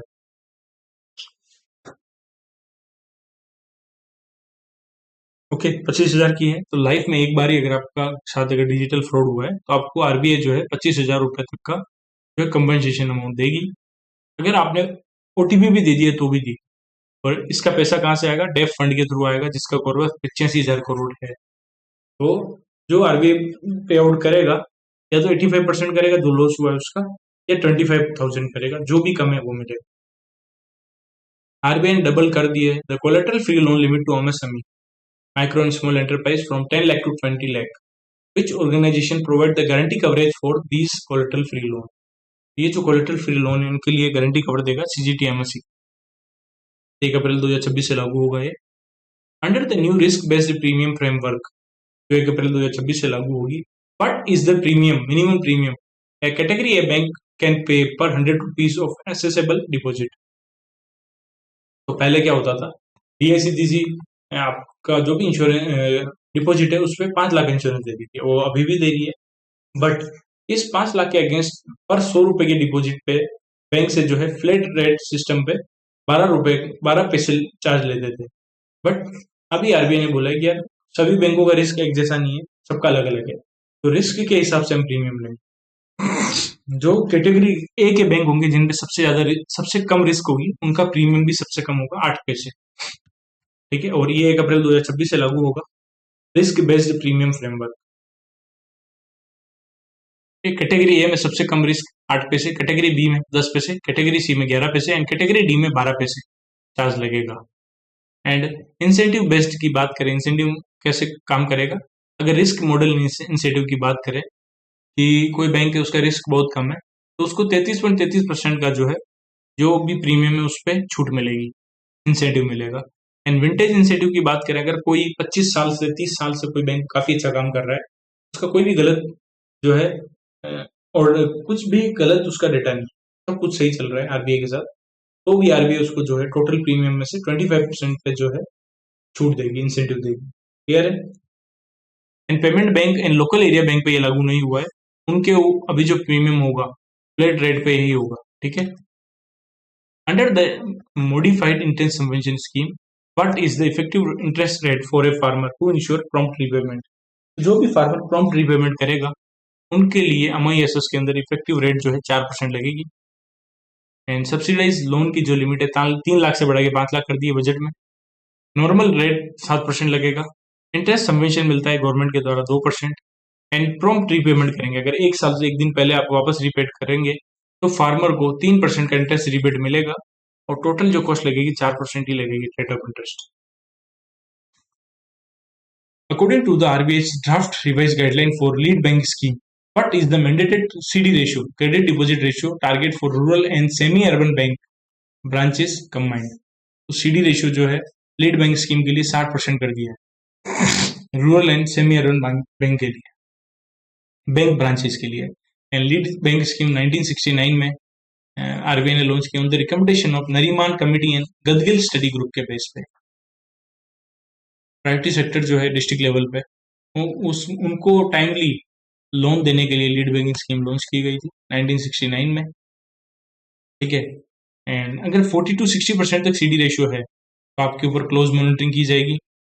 40% से कम है तो आपके लिए सब कमेटी बनाई जाएगी। एंड 20% से भी कम है तो स्पेशल कैटेगरी में आ जाओगे आप। कौन सा बैंक जो है उसने डेवलप किया है technology for CBDC based PDS in Gujarat? तो ये किया है पंजाब नेशनल बैंक, जिसकी ब्रांड एम्बेसडर है हरमनप्रीत कौर। और अमित शाह जी ने ये गुजरात से लॉन्च किया था, first digital currency based PDS public distribution system in Gujarat. And pilot phase में 26,333 फैमिली जो है उनको कवर करेगा 4 डिस्ट्रिक्ट के अंदर, अहमदाबाद, सूरत, आनंद एंड वलसाड। एंड इसके साथ साथ अन्नपूर्ति ग्रेन एटीएम भी लॉन्च किया जो 24/7 मतलब 24/7 पूरे दिन चलेगा अहमदाबाद के अंदर, जो 25 किलो जो है ग्रेन जो है वो प्रोवाइड करेगा 35 सेकंड में। एंड उसके साथ ही 1 किलो की जो सील्ड पैक है पल्सेस की वो रिप्लेस करेगी लूज डिस्ट्रीब्यूशन की, ताकि कोई भी क्वालिटी में जैसे 1 किलो देना है तो अगर पैक नहीं होगा तो आप कुछ भी निकाल सकते। ठीक है। तो जो फ्रॉड है वो बचेगा, एक तरीके से फ्रॉड ही है, जमाखोरी बचेगी। ठीक है। आरबीआई ने कितना गोल्ड परचेज किया कैलेंडर ईयर 2025 में? 4 टन खरीदा है मात्र। 2024 में 72 टन खरीदा था, उसके कंपैरिजन में 4 टन खरीदा।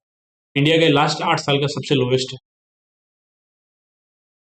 एंड सबसे ज्यादा कौन से बैंक ने जो है बाई किया है गोल्ड 2025 में? तो किया national bank of Poland.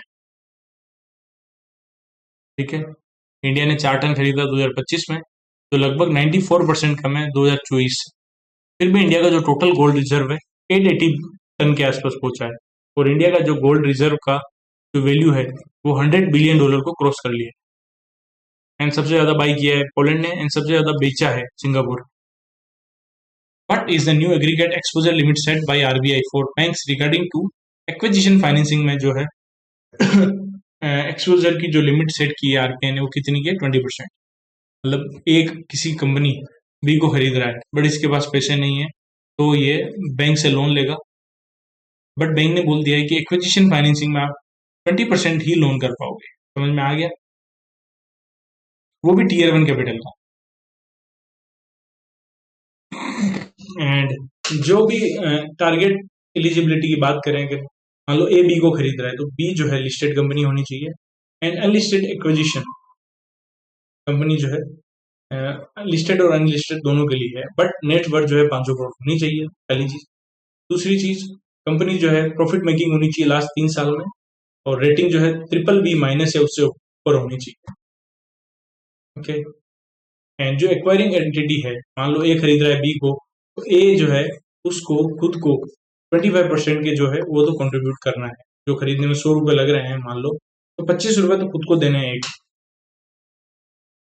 What is the proposed cap on the aggregate credit exposure of all banks to a single REIT under the new RBI draft norms? तो 49% करेंगे। जो भी रियल इस्टेट इन्वेस्टमेंट ट्रस्ट है उसकी asset value का 49% जो है वो फाइनेंसिंग कर रहे हैं, मान लो REIT को, अलग अलग बैंक मिलके। तो सिंगल REIT को लोन दे रहे हैं तो टोटल क्रेडिट एक्सपोजर जो है, टोटल लोन 49% ही देंगे अपन उसकी एसेट वैल्यू का। तो ये जो है इफेक्टिव होगा 1 जुलाई 2026 से। ठीक है। एंड अगर मान लो अगर कोई सिंगल बैंक दे रहा है लोन REIT को, तो एलिजिबल जो कैपिटल बेस है उससे 10% से ज़्यादा लोन नहीं दे। एंड REIT जो है सेबी के साथ रजिस्टर्ड होनी चाहिए, लिस्टेड होनी चाहिए रिकॉग्नाइज स्टॉक एक्सचेंज के ऊपर, एंड इसको मिनिमम 3 साल हो गए वो काम करते हुए, with positive net distributable cash flow in the preceding 2 financial year. And bank को जो है बार किया है कि आप फाइनेंस नहीं करना है लैंड एक्विजिशन के लिए। अगर आप लैंड खरीद रहे हो उस केस में आपको फाइनेंस नहीं करना है REIT को। ओके, और इसमें बुलेट पेमेंट नहीं होगी, रीपेमेंट नहीं होगी, आपको किस्तों में ही भरना होगा। ऐसा नहीं आप एक साथ पैसा भर, ऐसा नहीं होगा। संजय अग्रवाल जो है MD एंड CEO बने हैं, 3 साल के लिए रीअपॉइंट हुए हैं RBI के द्वारा AU स्मॉल फाइनेंस बैंक के, जिसका हेडक्वार्टर जयपुर में है। कौन से स्टॉक एक्सचेंज ने अभी रिसेंटली MOU किया है डिपार्टमेंट ऑफ पोस्ट के साथ to expand mutual fund access across India. तो NSE ने किया है, 3 साल का MOU रिन्यू होगा ये डिपार्टमेंट ऑफ पोस्ट के साथ, 3 साल important. Minister of state Pankaj Chaudhary, minister of finance, inform that Rajya Sabha that FDI जो है, FDI इक्विटी इनफ्लो जो है बैंकिंग सेक्टर का फाइनेंशियल ईयर 25 में एक $115 मिलियन रह गया है, जो पहले लगभग $900 मिलियन था। $898 मिलियन था, तो $115 मिलियन रह गया फाइनेंशियल ईयर 23 में। बोब कार्ड जो है बैंक ऑफ बड़ौदा की सब्सिडरी है कार्ड के लिए, इसने BOB card premier credit card जो है उसमें एक स्पेशल फीचर लॉन्च किया है, ब्रेल इनेबल्ड डिजाइन। जिनको ब्रेल लिपि आती है, जो भी दृष्टि बाधित पीपल है, वो ब्रेल लिपि जिनको आती है, वो कार्ड के ऊपर ब्रेल इनेबल्ड डिजाइन हो, बोब कार्ड प्रीमियर कार्ड के ऊपर। कौन सी फिनटेक कंपनी है उसको RBI से सर्टिफिकेट ऑफ ऑथराइजेशन मिला है to operate as a payment aggregator, तो मिला है PB पे प्राइवेट लिमिटेड। ये सब्सिडरी है PB फिनटेक की। PB फिनटेक जो है करंट कंपनी है पॉलिसी बाजार और पैसा बाजार की। Okay, thank you for watching this video. मिलते हैं नेक्स्ट वीडियो में। जय Shri Ram, Radhe Radhe. Thank you for watching this video. Please like करना, कमेंट करना।